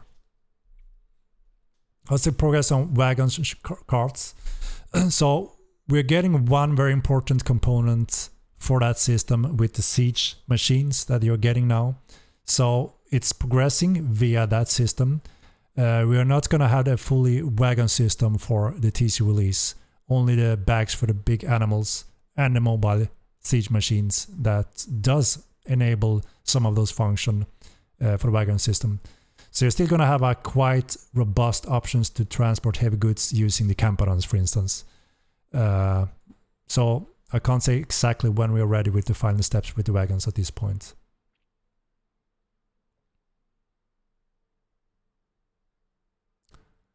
Your territory area, Merithian, is that what you mean? That the location on the map is a little bit offset? I think that there was some issues with the exact accurate location, so that may very well be fine-tuned in the next patch. There could be some offset, yes. So another one. If there will be subscription, what means? That means my accounts will be useless then. Quite expensive scenario then for multi-account owners, right? So the entire redesign of the character system, the skill system and all of that, again, very inspired from Star Wars Galaxies. And that reputation matters, your investment in one character and more content, value, traits and professions in one character based on feedback in the first game where you didn't even care about your name, reputation, and you have multiple characters doing very thin areas. So we tried to refine that heavily, which we did.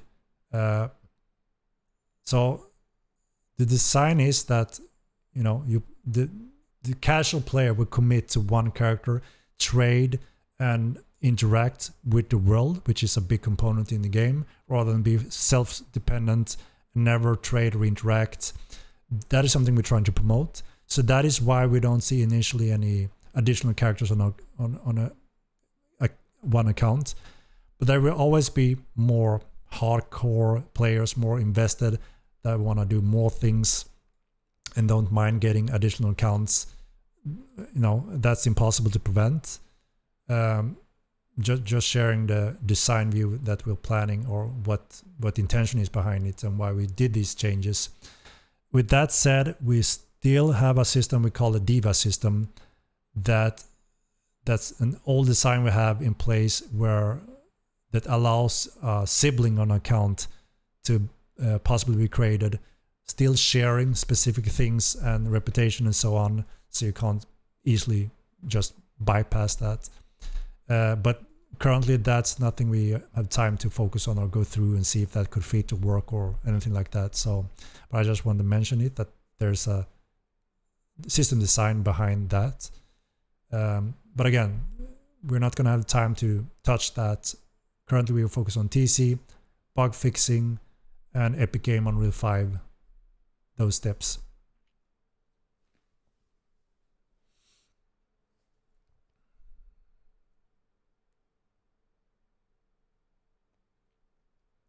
The Frogways, are you buying with the Prominence? Is that why you're getting less from what you've gained? There are costs for Prominence as well, and that is pulled from your guild list rank, if I'm not mistaken. That's going to be separated so you don't get that minus as a buyer of those things.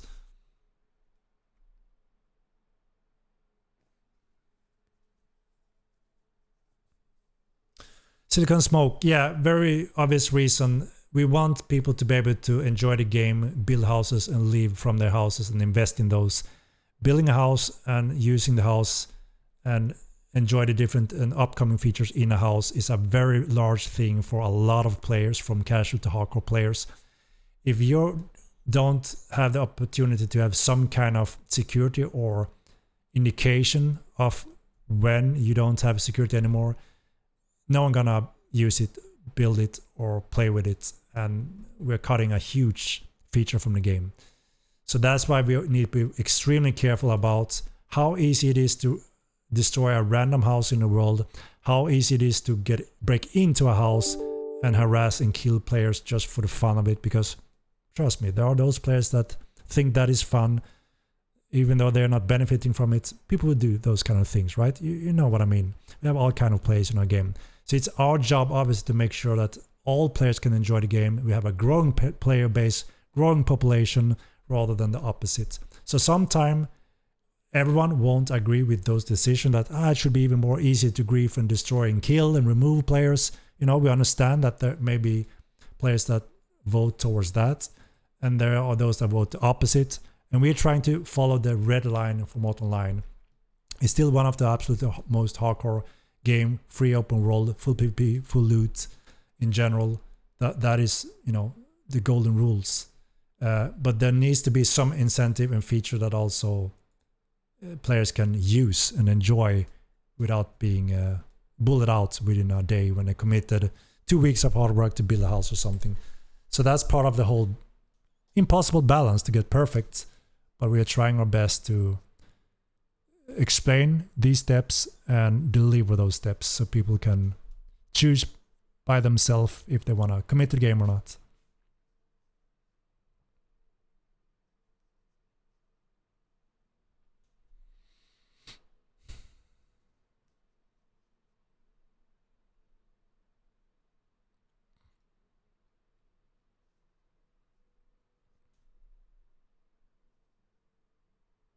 So it means if I own 4 accounts, 3 of them will be useless. So this is the thing.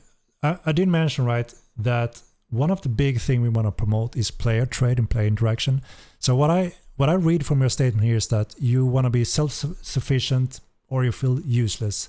And that is one of the things we want to promote, right? So because in the first game, people hated being a this or that if they didn't enjoy it, but they felt forced, so they had to do it.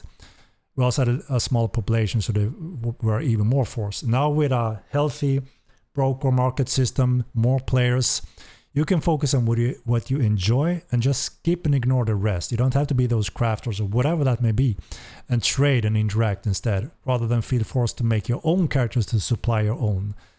So I hope that kind of makes sense, that we try to promote it, at least. But we also understand that, you know, some people want to have a lot of characters. We fully understand that as well. We just need to make sure that the quality and game experience, when you have a full commitment and you care to a character, it also gives better experience rather than, I have 20 characters, I don't care, I can ruin 5 of them on shit and harass and be a nasty reputation or whatever. We try to promote meaningful encounters, trades, and interaction. And I hope it makes sense. I feel my throat is dropping. You look 20 years older. Jab, I tried to monitor my camera, so maybe that's it. I'm not orange anymore.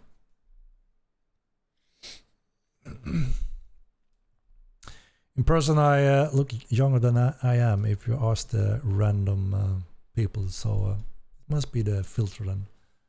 And I'm a little bit tired if that's also what you're referring to. I haven't been sleeping a lot lately, and it's hot as hell in here. 35 degrees.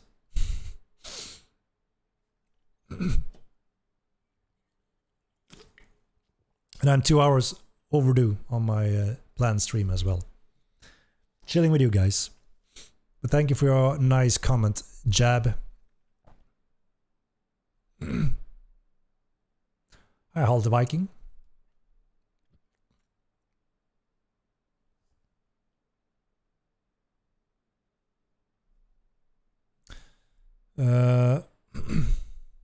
All right, guys.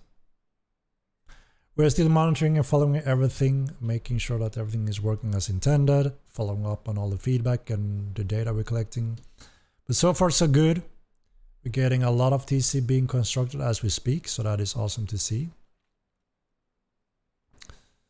Is there any way to return the game on Steam and get the money back? We follow their return policy rules, so if you comply under those rules or eligible under those rules, you can do that. They have a section when it comes to refunding, I think, which you can read up on.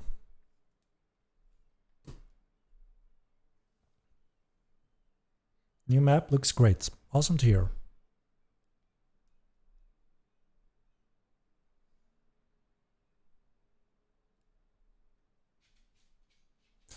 Well, Greg, that's part of the big thing, right? We need to look into the Diva system, if we can offer merge or all those steps, right? Quite a few important steps that we need to go through to see. Can it be done? Does it fit? We don't want to cause chaos, right? So we need dedicated time to be able to go through that system before we can really make an announcement or, you know, discuss those exact things. And right now, as you know, we need to fully focus first on TC. And what if people are getting your free copies and then just refunding them? They can't, because we pulled the codes for it. So you can't refund money from a free handout copy. That will be bad. That will be theft. I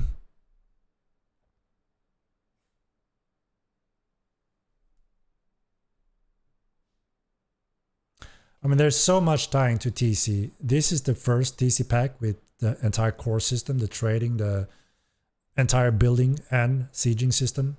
But there's several steps we want to add additionally over time, depending on when you want it. One component that a lot of people enjoyed in the first game is relic shrine structures and relics dropping from the sky. That is a ever-going conflict war surrounding relics. So there would be a relic war where you don't have to fully commit to a full siege, but you can commit to a relic siege, which is a little bit smaller, skirmishes, hit and run, or, you know, smaller scale pretty much. And a lot of people enjoy that in the first game. Additional different services, farming, breeding grounds, more and more features going to be added to TC over time. It's all about the community's demand on when do you want these things, because we're going to present a lot of exciting things for the upcoming roadmap, and he will help us pinpoint which one do we want first and so on. And of course, you know, there's a lot of murders. You won't be able to live in cities anymore as a murderer with the new crim system, which means you have to build your own village or city or house and live out there. It's up to the players to set the rules in your own villages. There's going to be races, you know, prom races between guilds and such. There's going to be a lot of cool, interesting things. There will be something for everyone.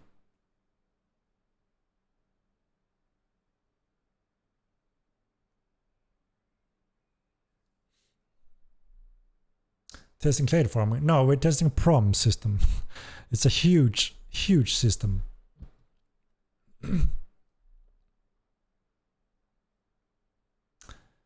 So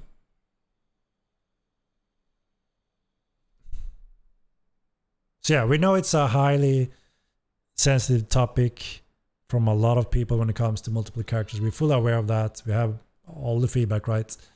And it's a repetitive thing that comes up in every stream, and I try to shortly answer the same question that is always been, all the same answer it's always been. So we just need to have time before we can go through those upcoming steps and systems to see what fits, what doesn't fit, what can be done and not, and so on.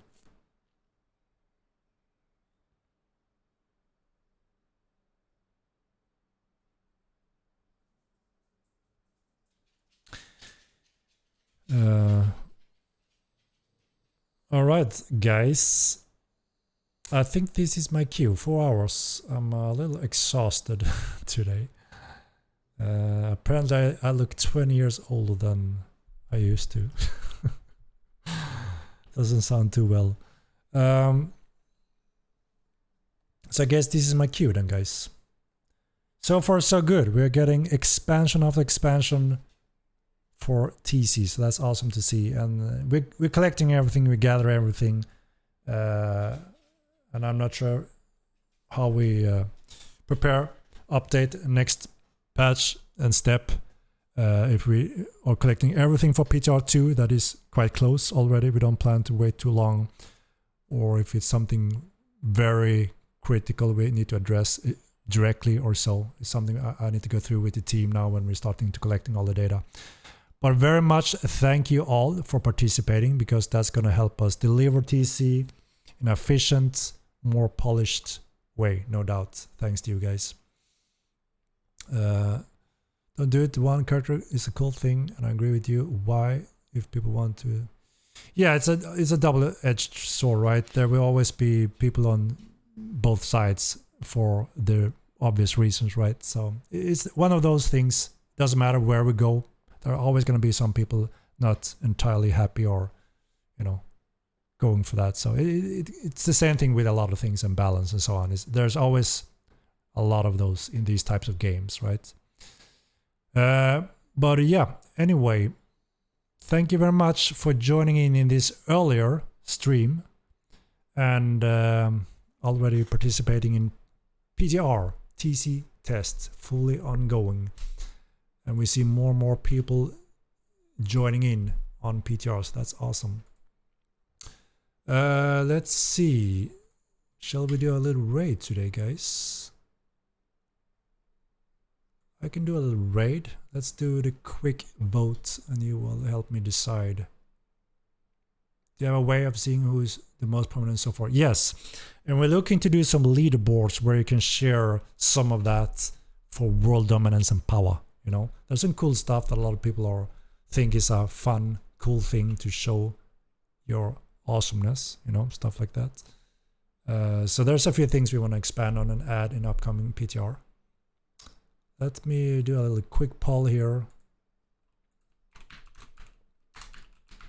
Help me, guys, with this.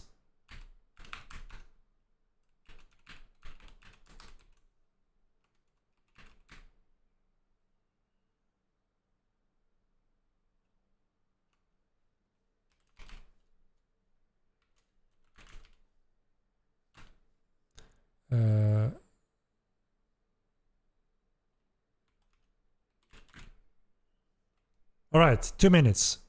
Cast your vote. Who should we raid today?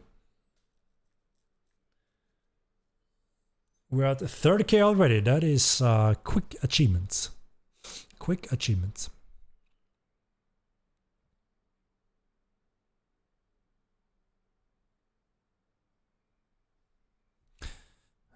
Call me skims. I mean, so as I try to explain every now and then when it comes to that discussion, there's a lot of game design and system built to support a certain quality experience in the game that also promotes one character per system. That's why also Star Wars Galaxy is one of the best MMO in all time, built that system. So there's a lot of game design and desire to give a better game experience along with that. It's not just ask a question without any insight of why, what's going on in the game. So it's a little bit more advanced than that, I would say. That's why I try to explain some of the reasons every now and then, because there's always someone new that hear it. And many of them actually consider, well, that's actually something behind that, those design decisions and thoughts, and it kind of makes sense. And then sometimes they change or not, you know. But yeah, anyway, you know the deal. You have probably heard some of the reasoning behind that system before. That came from the first game and came from the players, actually. A lot of the core players we had back then, that was the active player base. So, but yeah, things changes also over time, right? So, will there be a leaderboard for murder and other stats possibly in the future? Yeah, there are some leader ranking stuff that we plan to display and allow as a shared stuff. And also some races. The Emperor and some of the leaders of Mirland may start some specific races between guilds and territories. So you can participate if you want or not, and there can actually be some rewards tied with that, some cool rewards. So there's a lot of stuff. Oops, what did I click? So Avira TV it is, ladies and gentlemen.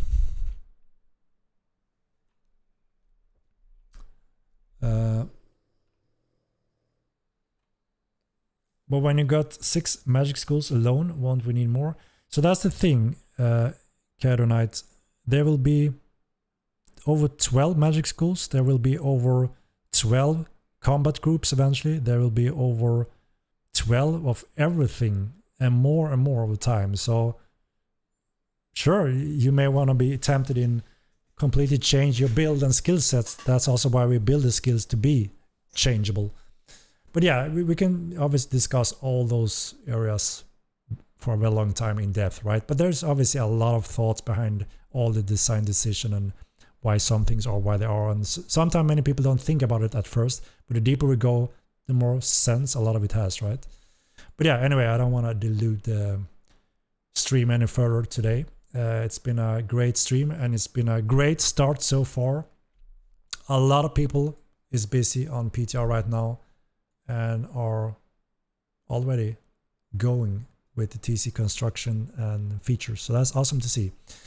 All right, let's raid Avira and see what she's up to today. I'm not even sure if she's on PTR or not. I think she's on PTR, yeah. Let's take a look. And again, thank you very much for tuning in today. And thank you very much for helping us getting TC in a really good state. And thank you all for subscription, donations, and all of your questions.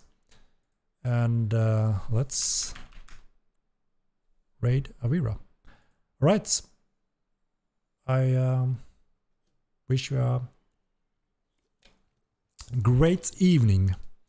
And we will update you soon about the progress of PTR stuff and all of that. And yeah, I will see you soon again. Let's do this raid then. All right, hopefully it works. Sometimes it goes a little bit strange. But yeah, all right, let's try. Have a good one and thank you very much. Bye bye.